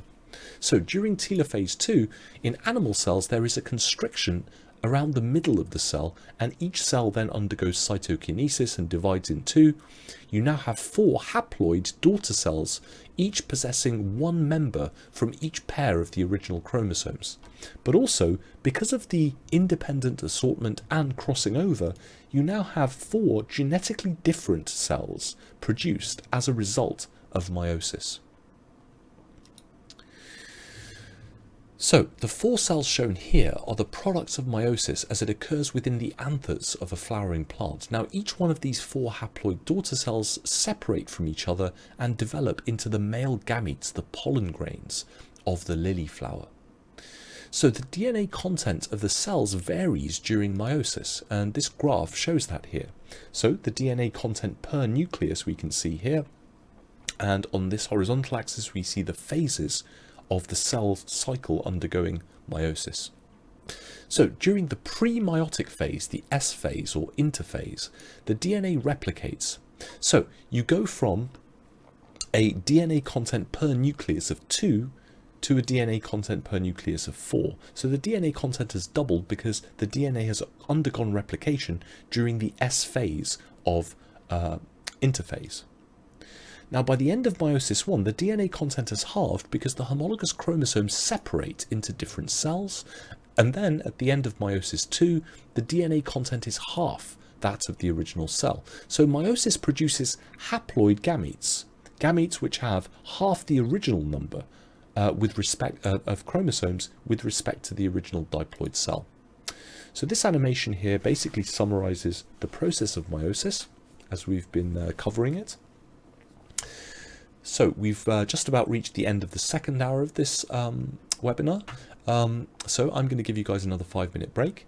Okay, everyone, we're back from the break. So let's continue here. So we were talking about meiosis. So let's look at, let's just quickly summarize what the differences between meiosis and mitosis are, and also look at the significance of meiosis. So the biggest significance of meiosis is that it ensures the chromosome number of gametes is halved before fertilization takes place, because otherwise you would have a doubling of the chromosome number at each fertilization. And the other main function of meiosis is that it's an important source of genetic variation. So this happens through the formation of chiasmata during the process of crossing over, and this occurs during prophase 1. And it also happens due to the random orientation and the independent segregation or independent assortment of homologous pairs of chromosomes at metaphase 1 and their subsequent distribution into the divided cells. So again, this is called independent segregation or independent assortment. And this is the second mechanism during meiosis through which you get genetic variation. So this table here summarizes the major differences between meiosis and mitosis. Now, the subject of mitosis and the cell cycle is something that I explore in one of the course modules on my website on the subject of cell biology in A-Level Biology. So this course module here, let's have a look here. Yeah, so we get into mitosis and meiosis in the 7th lesson, I believe. And there's an in-depth teaching video where we go into that in more depth, together with all the lesson slides as well. So once we get to the cells topic in this revision webinar sequence, we're going to go into the subject of mitosis in a bit more depth and look at the cell cycle as well. But for the moment, this is just a table just to kind of summarize those main differences for you. So, if the chromosomes fail to separate during meiosis, and this is called non-disjunction, then a gamete might end up with 2 copies of a chromosome rather than 1. Now, an unusual number of chromosomes is referred to as aneuploidy. So, here's a karyotype from an individual with Down syndrome, and we can see here chromosome 21 is triploidal. So you can see here that you have 3 units here for this chromosome as opposed to the normal 2 units.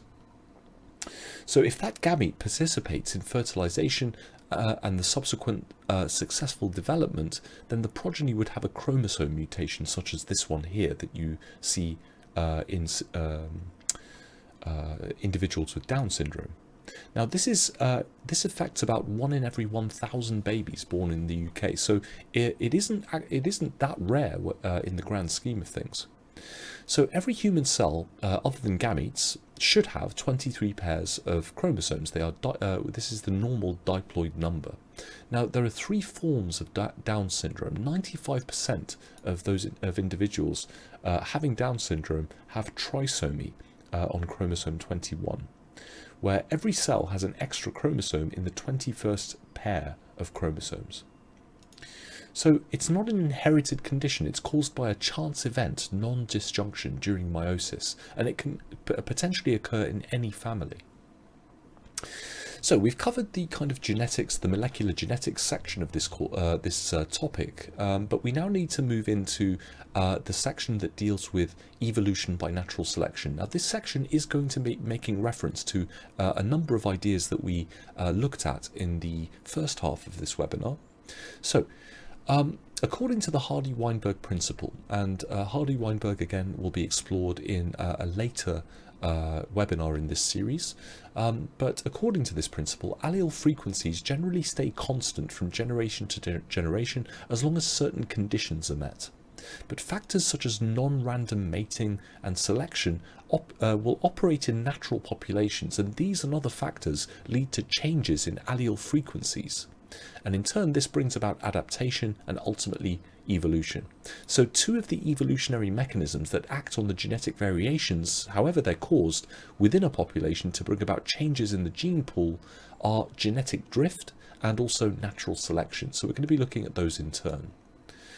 So natural selection works towards the genes of the next generation, creating better adapted individuals. Now, genetic drift simply works towards the genes of the next population being contributed by the lucky individuals.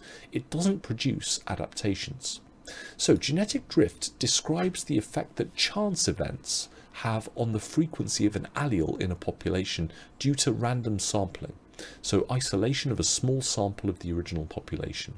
Now, random chance has a role in determining whether a given individual of that population survives or reproduces. So, for example, random chance will dictate whether this particular individual from the population of its species ends up being detected and crushed by a human, by stamping on them. So, one such chance event, which can maybe that random predation removes the last of a particular allele from the gene pool.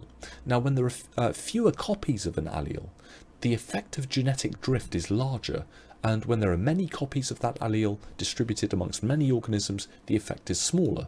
So genetic drift tends to remove low-frequency alleles from the gene population, and thereby genetic variation becomes reduced.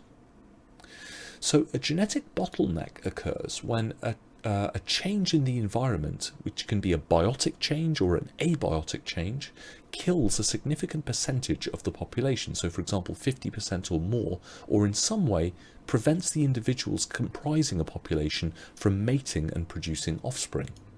So a good way of visualizing this would be to consider that the 120 beads in a bottle represents the individuals in a particular population. So a significant bottleneck event is represented by shaking the bottle for a few seconds and then inverting the bottle and pouring out just 6 beads. So the event has a 95% mortality rate on the population because only 6 beads out of the 120 get through the bottleneck in this kind of analogy. So the end result is that the population numbers are considerably reduced, and these types of bottleneck events are things like floods, fires, catastrophic climate changes, rising sea levels, that sort of thing. So the beads remaining in the bottle represent the members of the population that are killed off, and those few that come out of the bottle represent the ones surviving that catastrophe. So in many cases, the surviving population has a reduced genetic diversity, because even though the genetic diversity among the population was relatively wide, it could be that by chance event, since very few members of that population are going to get through that bottleneck, you may end up with a surviving group of individuals which have very little variation between them. So you might want to consider the significance on the gene pool and the surviving population in each one of these five scenarios after the bottleneck. So you might want to consider it when there's no variation, when there's a tiny bit of variation, when there's a moderate variation, when there's no variation but a different kind of genetic individual or genetic population, or when you have a wide variety or comparatively wider variation in the surviving individuals.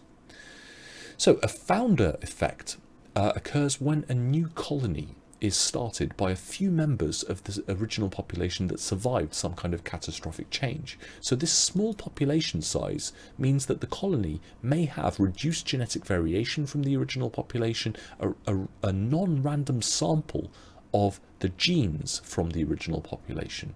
So this founder population, example 3 from the bottleneck event that we saw before, clearly has a different gene pool and gene frequency to the original population. If the founder population, number 4 from the bottleneck event, is subjected to a random event such as genetic drift, like predation for example, that eliminated the red allele present in the caterpillar, then this would cause a further significant decline in the variation of the gene pool. So an example of the founder effect concerns the Afrikaner population of Dutch settlers that settled in South Africa. Now the Afrikaner population is descended from a relatively small number of colonists and today has an unusually high frequency of a disease called Huntington's disease, which is genetically determined. Now the population of the original Dutch colonists carried the recessive gene at a relatively high frequency. So the founder effect is easy to recognize in genetic diseases, but it also affects the frequency of any genes in a particular population. So there's a very low genetic variation, for example, in the South African cheetah.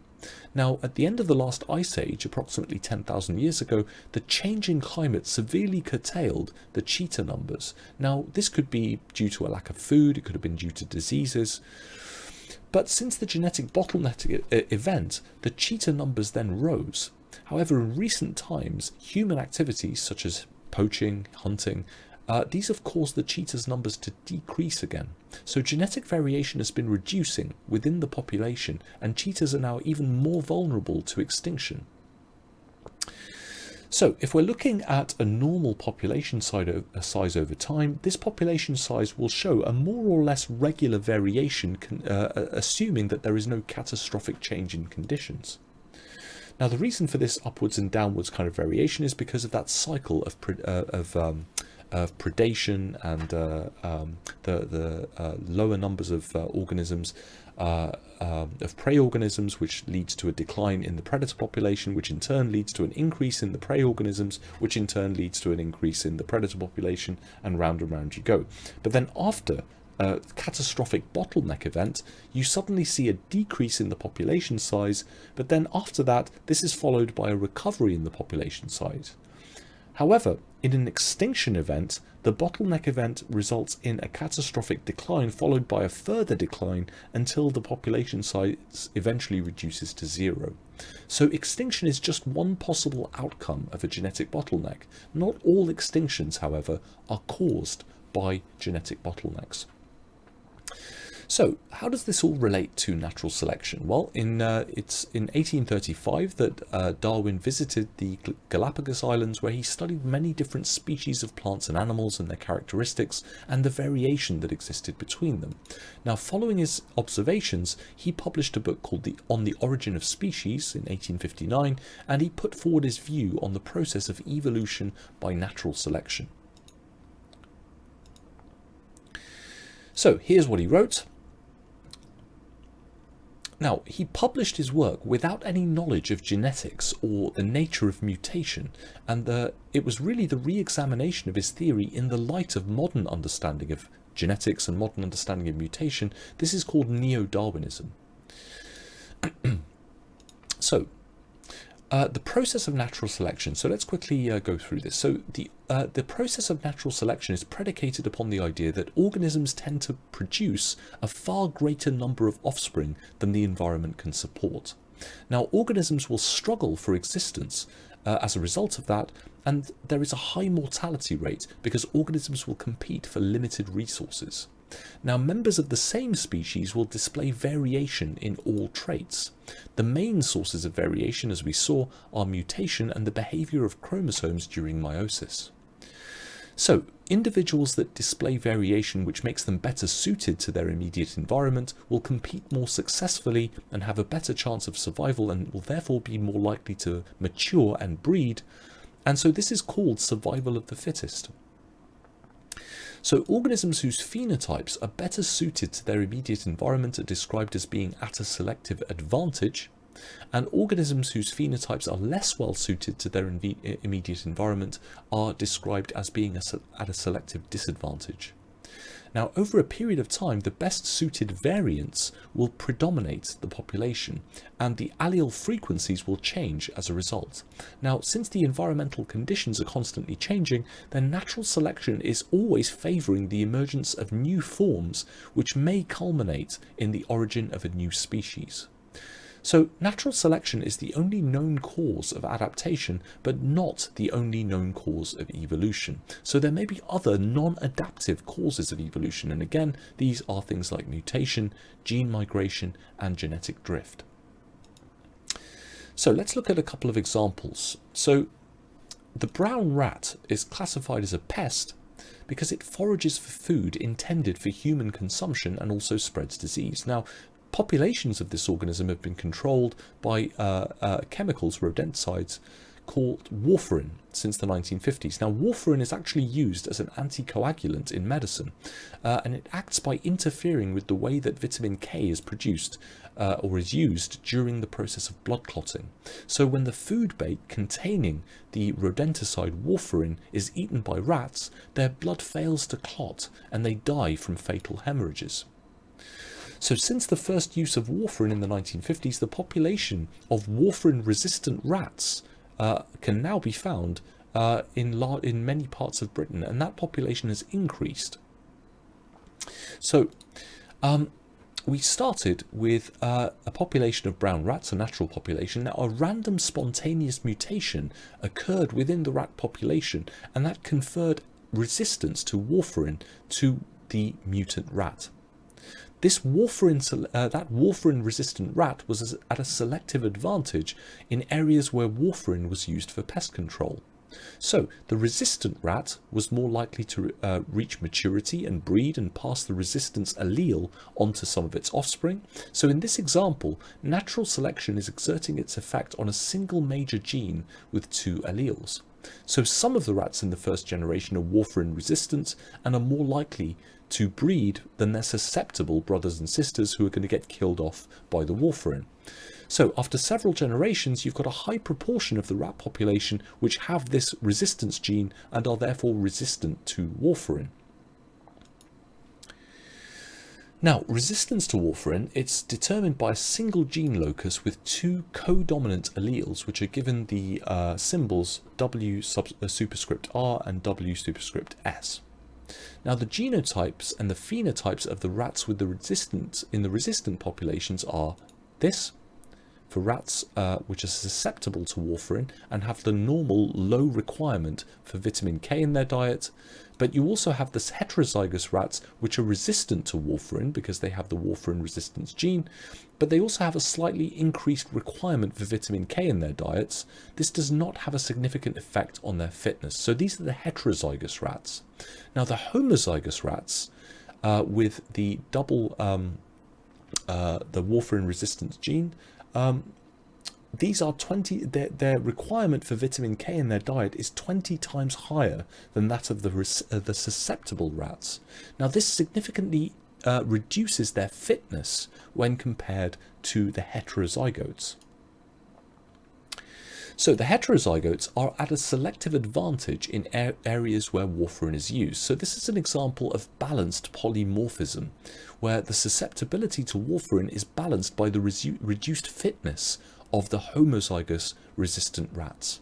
So this heterozygous advantage maintains both forms of the gene within the population. So when a population of rats is exposed to high levels of warfarin, there's an initial period of intense directional selection towards the homozygous resistant rats. So you have the normal rats, which are sensitive to warfarin. You have the heterozygotes, which are resistant to warfarin but have a slightly increased requirement for vitamin K. And you have the homozygous rats, which are resistant to warfarin but have a 20 times increased requirement for vitamin K. So this increased requirement for vitamin K significantly reduces the fitness of the rats compared to the heterozygotes.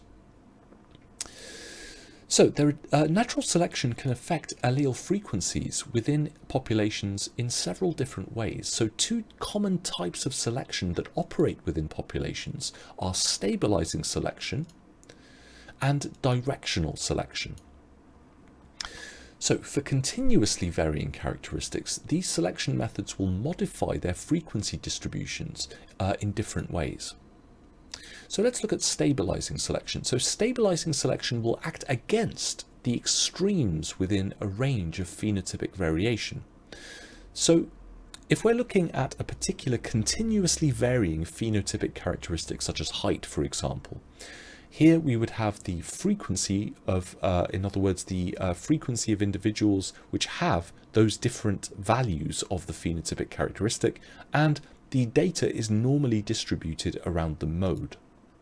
Now, the extremes of that phenotypic characteristic are selected for, which are acted against by stabilizing selection. So stabilizing selection leads to a reduction in the range of variation within a particular population for a particular phenotypic characteristic, but it doesn't change the mode. So in other words, the most frequent value for the phenotypic characteristic among the population is unchanged. What you are changing is the range of the phenotypic variation. So stabilizing selection operates typically in unchanging environments, and this maintains the best adapted genotypes within the population. So stabilizing selection occurs in the selection of birth mass by humans. Infant mortality is greatest for babies at very high or very low birth masses. So the effect of this is to reduce the range of birth masses around the mode in the human population to healthy values.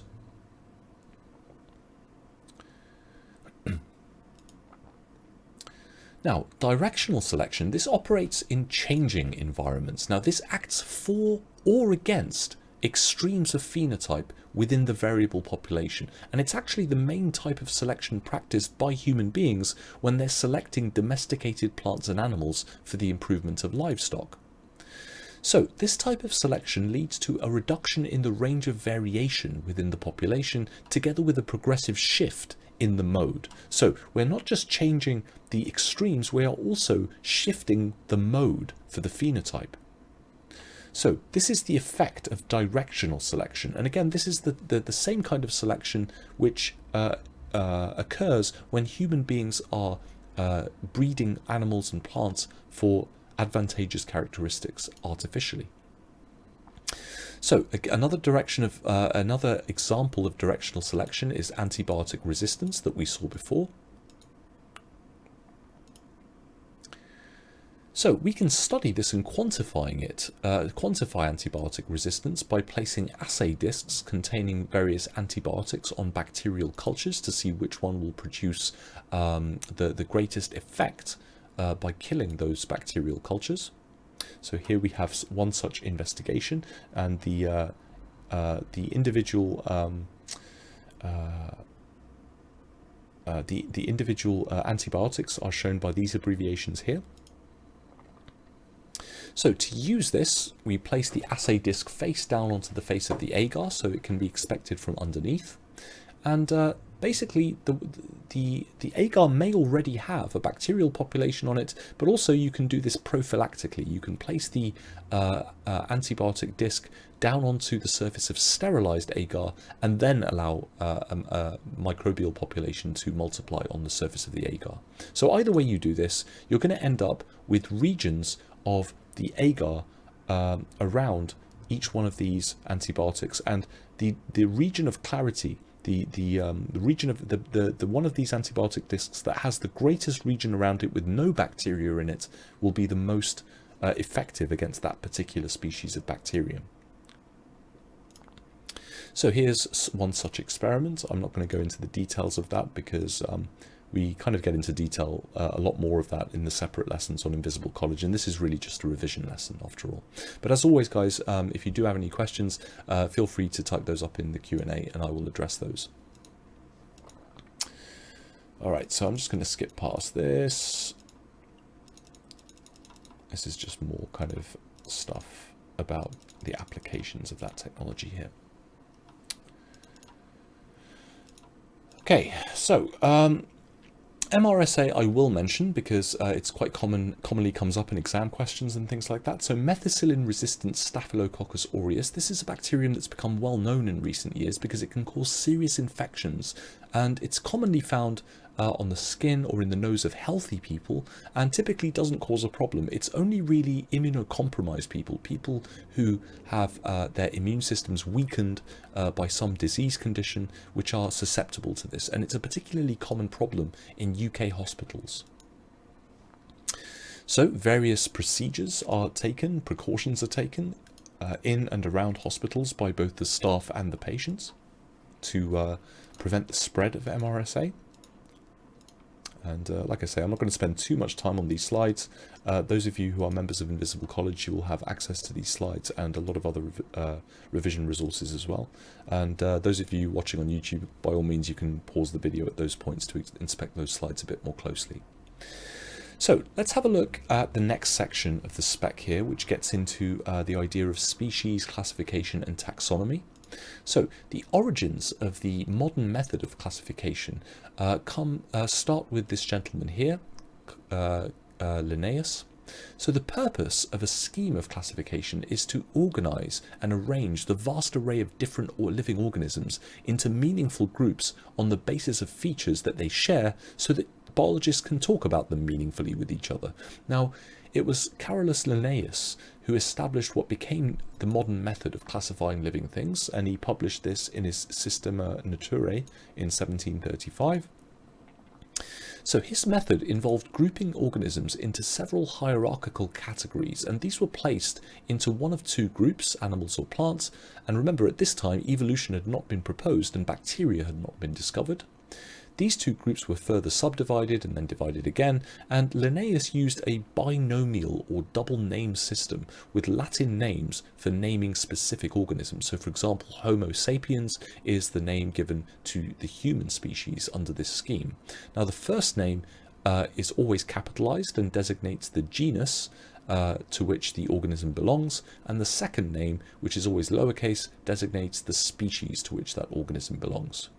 Now, an important question is, what is a species? And you need to be familiar with the definition of a species in this context. So, a species is a group of closely related living things. Reproduction is possible within such a group, and offspring should be viable. In other words, the members of a species can interbreed with each other. They can reproduce with each other to produce offspring, which themselves are able to produce viable offspring. So all breeds of dogs belong to the same species, Canis lupus, because they can all interbreed and give rise to viable offspring. The wolf is the same species as the domestic dog and is therefore also Canis lupus. So here we have another couple of different species here. We can see the kingdoms, phyla, classes, orders, family, genera and species they belong to. Now the donkey, Equus asinus, and the horse, Equus caballus, these are two separate species.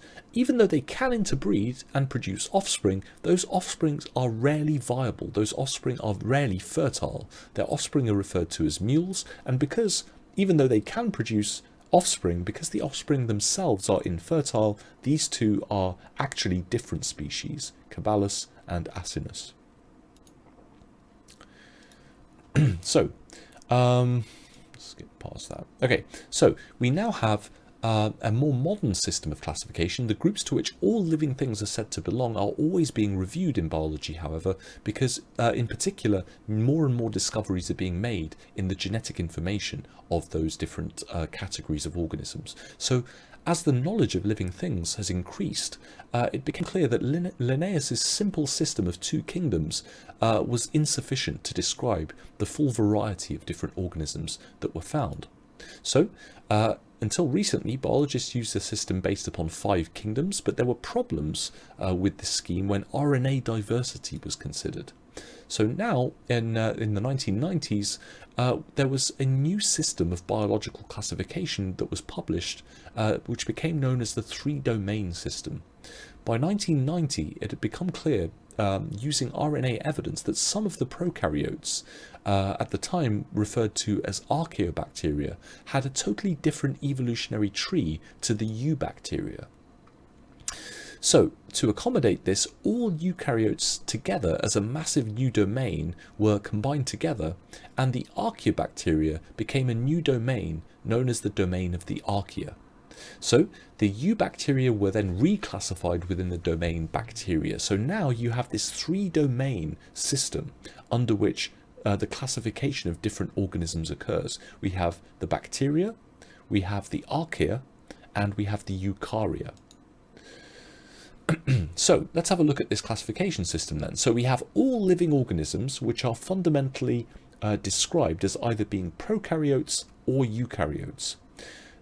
Now, depending on which of these you are then subdivided, if you're a prokaryote, into the domains of the bacteria or the archaea, and if you're a eukaryote, you are then a member of the domain eukarya, which is divided into 5 kingdoms. So, in 2004, Thomas Cavalier-Smith rejected Wose's 3-domain system and then introduced a 6-kingdom classification system. So as more evidence emerges and is considered, no doubt this is going to be revised and updated, but for now it's okay to use the 3-domain system. So let's have a look at types of biological classification. So firstly, taxonomy. This is the scientific theory and practice of biological classification of both currently extant, currently living organisms, and also extinct organisms according to shared characteristics. Now, classification is the grouping of organisms based on one set of characteristics, and there are 2 main forms of this.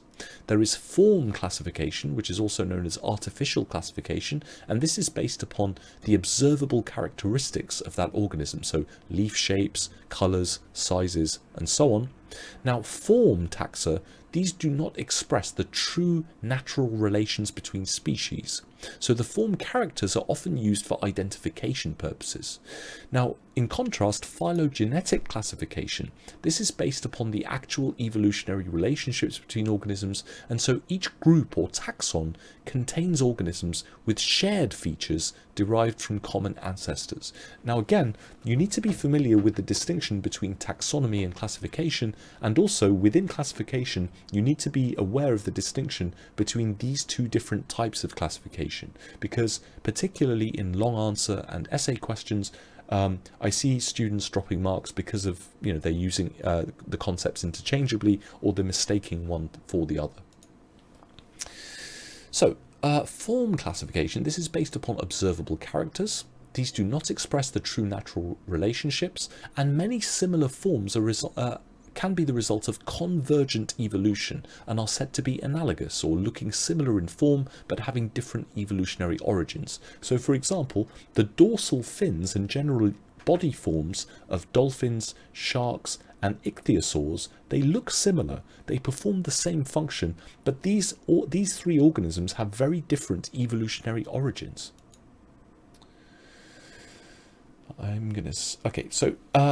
So there are examples where structures of different origins have evolved to perform similar functions. So insect and bird wings are organs of flight, but they do not share a common origin.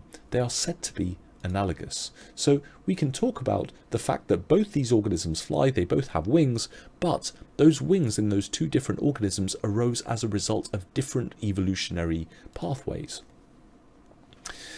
So, phylogenetic classification, as we said before, it's based upon the evolutionary relationships, and the shared features of organisms in these groups are shared because they are homologous, because they have a common ancestry. So, firstly, there's a hierarchy of phylogenetic relationships existing among organisms, and each position is in a taxonomic hierarchy is called the taxonomic rank. Each taxonomic rank has a distinct name called a taxon, and is comprised of a set of related organisms. Now, the highest and most inclusive taxon is the domain, and the lowest or most exclusive taxon is the species. So the taxa in hierarchical order are domain, kingdom, phylum, class, order, family, genus, and finally species. So various mnemonics are used by people to remember these. Here's one such mnemonic that you can use for yourself. Domain, kingdom, phylum, class, order, family, genus, species corresponds to drunk kings play chess on fancy gold squares. But of course you can use any mnemonic you want if you need to. So to summarize, classification is the grouping of organisms based upon a set of characteristics. Taxonomy is the theory and practice of biological classification of both extant and extinct organisms. Modern classification systems use a phylogenetic approach to arrange organisms into groups, and a phylogeny-based classification system organizes organisms into groups on the basis of evolutionary relationships, and a hierarchy of phylogenetic relationships exists amongst organisms in such a way that we can position or we can denote each position in a taxonomic hierarchy as a taxonomic rank, and each of those ranks has a name called a taxon, and each comprises a set of related organisms. Now, the highest, most inclusive taxon is the domain, the lowest, most exclusive taxon is the species, and the taxa arranged in hierarchical order are in this order here, domain all the way down to the most specific of these taxa, the species. So for Homo sapiens, we are a eukaryote. So in other words, we belong to the domain Eukarya. Within that domain, we belong to the kingdom Animalia. We belong to the phylum Chordata because we possess backbones. Within the chordate phylum, we belong to the class Mammalia, and within the mammalian class, we belong to the order of primates. Among the primates, we belong to the family Hominidae, the hominids, and within the hominids, we belong to the genus Homo for man, and within the genus Homo, we belong to the species Sapiens, Homo sapiens, the thinking man. So we mentioned that phylogenetic classification is based upon the grouping of organisms into in terms of the similarities of between those organisms, and much of this is to do with homologous structures, similar structures. So the comparative anatomy of an organism, it's the study of the similarities and differences in the body structure of different organisms, and this can be used to establish evolutionary relationships between them. The other way that we can establish relatedness is by genetic relatedness. So we examine anatomical features. Now they may serve different functions. These may show a similarity in the underlying structure, and this suggests common ancestry.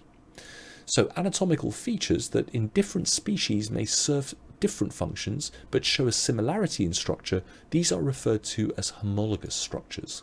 So homologous structures are considered to be derived from common origins, with the basic form of that structure being present in the common ancestor. So a clear example of this homology is shown in the pentadactyl limb of vertebrates, the 5-fingered limb.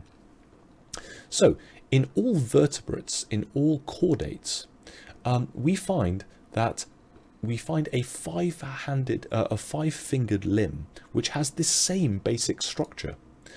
So this is common to all vertebrates with the exception of fish, and it's become modified during evolution to perform a wide variety of different functions among those different vertebrates.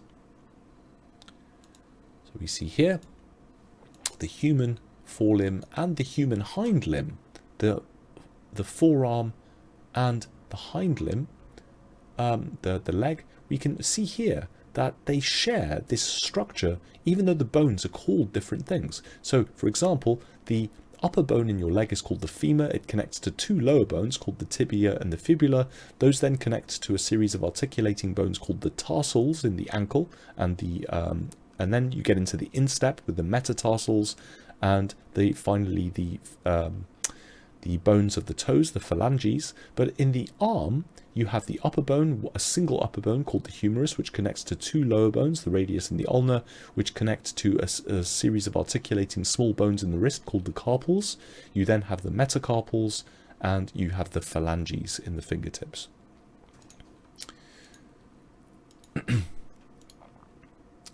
So we can compare the upper and the lower limbs of a vertebrate because they follow the same pentadactyl scheme. But we see this in other vertebrates. We see it in bats, we see it in pigeons, we see it in lizards, frogs, horses, whales, humans, everything except fish. So, and we can see that in all of those different organisms, if I go back, these pentadactyl limbs, they have similar structures but slightly different functions. And again, this is suggestive that these organisms belong to the same phylogenetic group. They may well have had the same similar common ancestor because they share these common structures. So I'm going to skip past this because we're going into a little bit more detail here. And again, those of you who have access to this course module at Invisible College, you already have access to some of this information. Now, I'm going to go over this section here because it is quite interesting.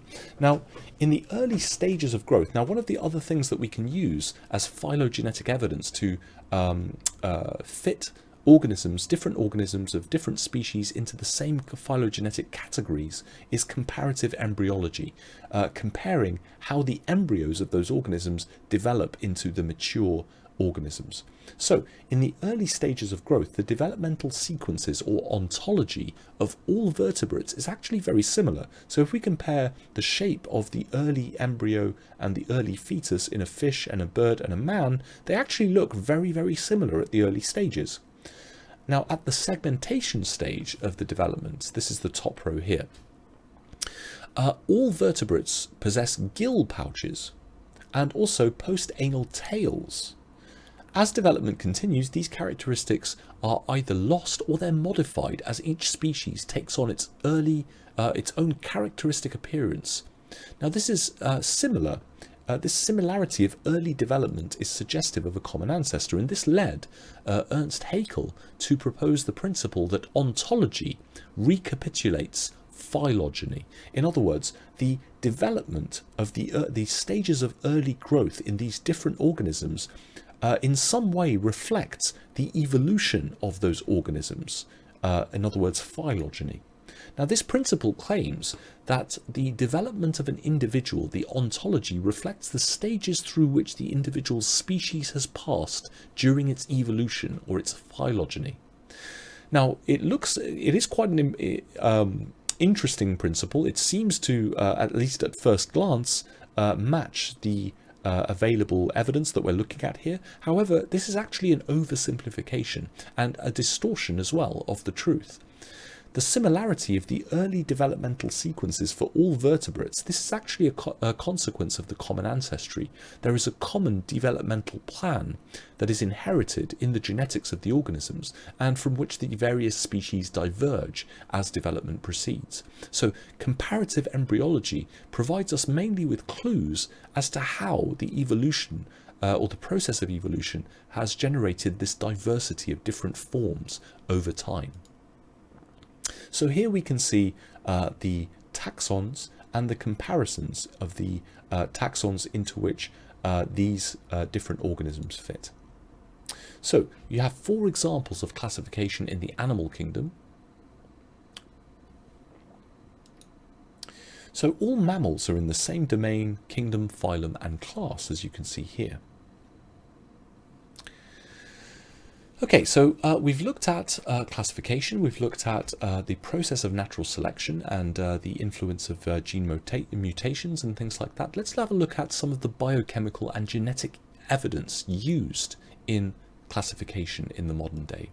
So when we're looking for sources of evidence to use in classification, there's a variety of different approaches which are used to provide the evidence needed to classify an organism into a particular group. So the traditional approach to providing that information, which is used in taxonomy and phylogeny, This traditional approach uses observable characteristics like the ones that we mentioned before, so anatomical studies, comparative embryology, even comparative behavioral studies. Now, the traditional use of observable characteristics in taxonomy and phylogeny, this assumes that the features were determined by one or more genes which were then subjected to environmental influences. Now, this approach was also based on the concept of one gene coding for only one protein. Now, in fact, this is actually short of the truth. Our concept of a gene and our knowledge relating to the control of gene expression have developed rapidly in recent years, and it turns out that the situation about the way that genes play a role in taxonomy and phylogeny is actually more complicated.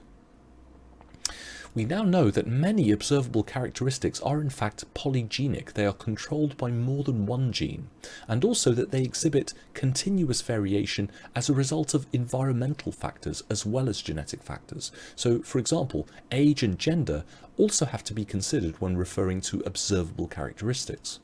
So, when observable behavior is used as evidence of taxonomic and phylogenetic relationships, it has to be obtained in the field, and some behaviors can be learned, whereas other behaviors may be innate. So now we use data relating directly or indirectly to the base sequences of DNA of specified genes as evidence for phylogeny. So modern approaches will utilize relatively recent developments in biochemistry and gene technology to provide more reliable data for taxonomic and phylogenetic relationships rather than just somewhat subjective observable characteristics, which, as we say, are subject to environmental influences as well. And this would include sequencing studies where we compare the sequence of amino acids in proteins or the sequence of base pairs in mRNA or DNA between different organisms, or in immunological studies. So let's have a look at some of these different techniques of comparative study. So let's start with amino acid sequencing in proteins. Now, although key metabolics and structural proteins are actually common within a taxon, the exact sequence of amino acids will vary between organisms due to mutations and the process of speciation.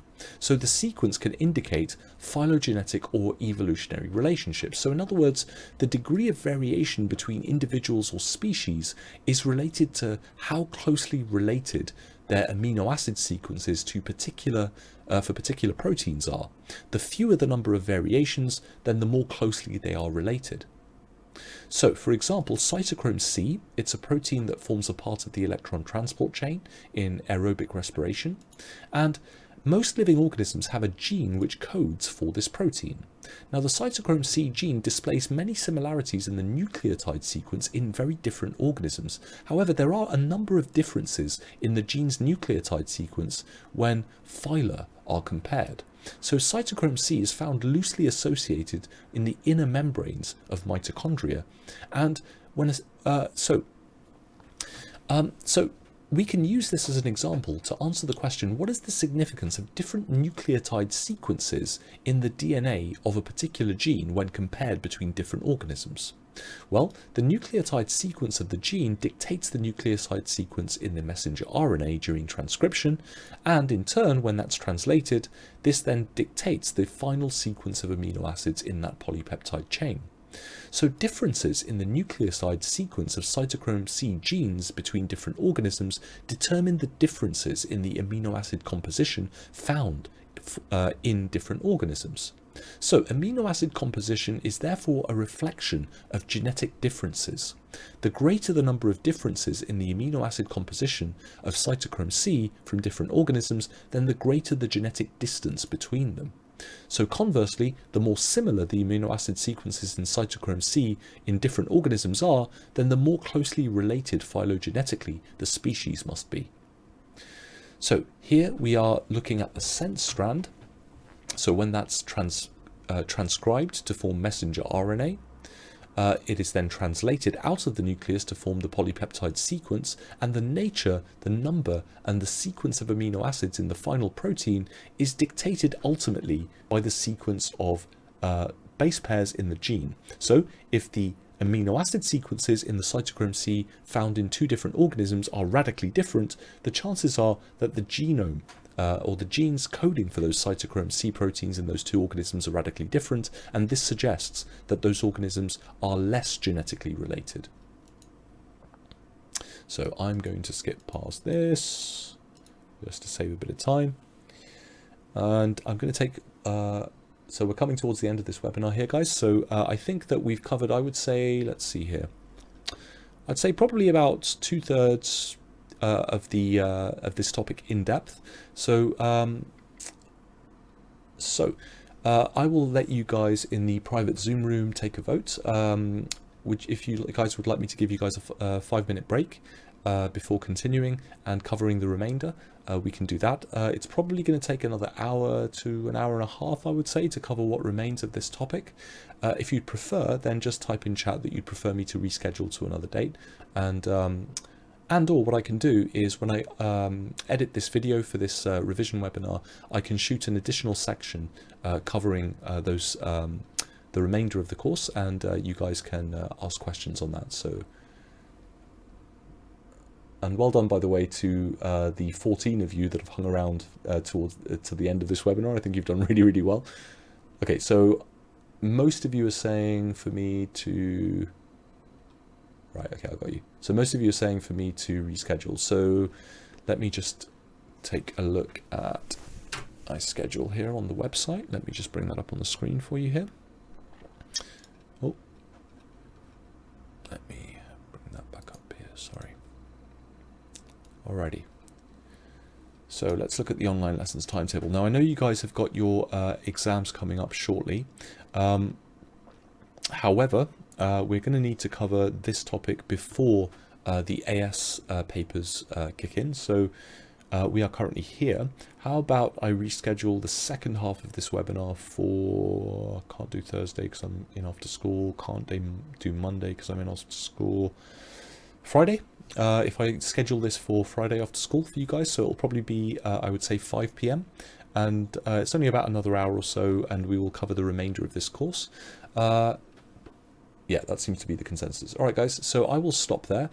In the next section of this course, we're going to deal with DNA sequencing, and we will then go on to look at courtship and behavior, and we will then finish off by looking at biodiversity, how we calculate species biodiversity. We'll go into biodiversity in farming, and that will finish off the content of this course. Now, I will stress that in the AQA specification and also in the specifications for some of the other exam boards, there is a significant content of this topic which deals with statistics. Now, if those of you who are interested in statistics for A-level biologists, I would suggest having a look at this course module on my website, which deals with A-level statistics for biologists. It's a sequence of lessons that goes into all the statistical tests that you need in quite a lot of depth. There are lessons videos for each one of those. There's also a student workbook that you can download. Let me just open that in another page here. So you can see here that this student workbook contains some information, some exercises, and you can attempt that at your own pace, upload it to your private coaching area at invisiblecollege.com, invisible-college.com, and I will then provide you with some marking and feedback for that.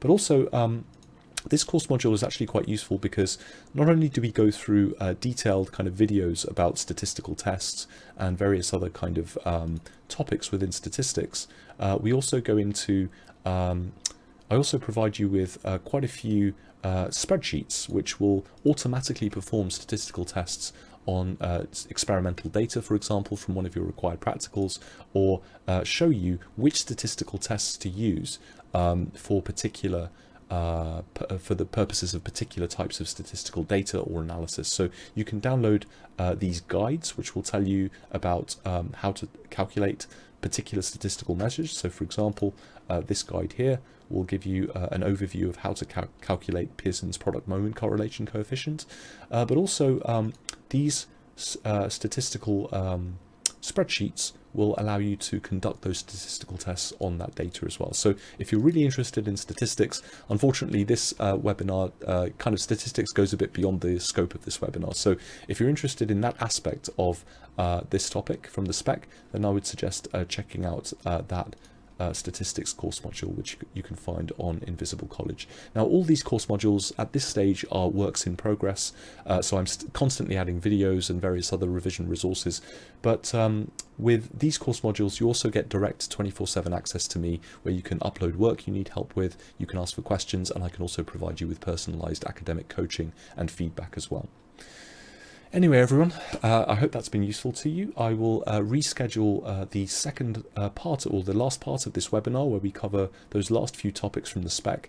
I will reschedule that for Friday of next week, and that will appear on the site calendar. Those of you who have already booked tickets and are attending via Zoom in the private Zoom room, you will not need to book tickets for that second half. I will forward you through the webinar link. And you'll be able to attend that webinar. And as always, if you have any questions and you're a member of Invisible College, then you can always find me on either the college wall, or you can find me on the student directory and direct your questions to me there. Okay, everyone, I hope that was useful, and I will see you in the next webinar.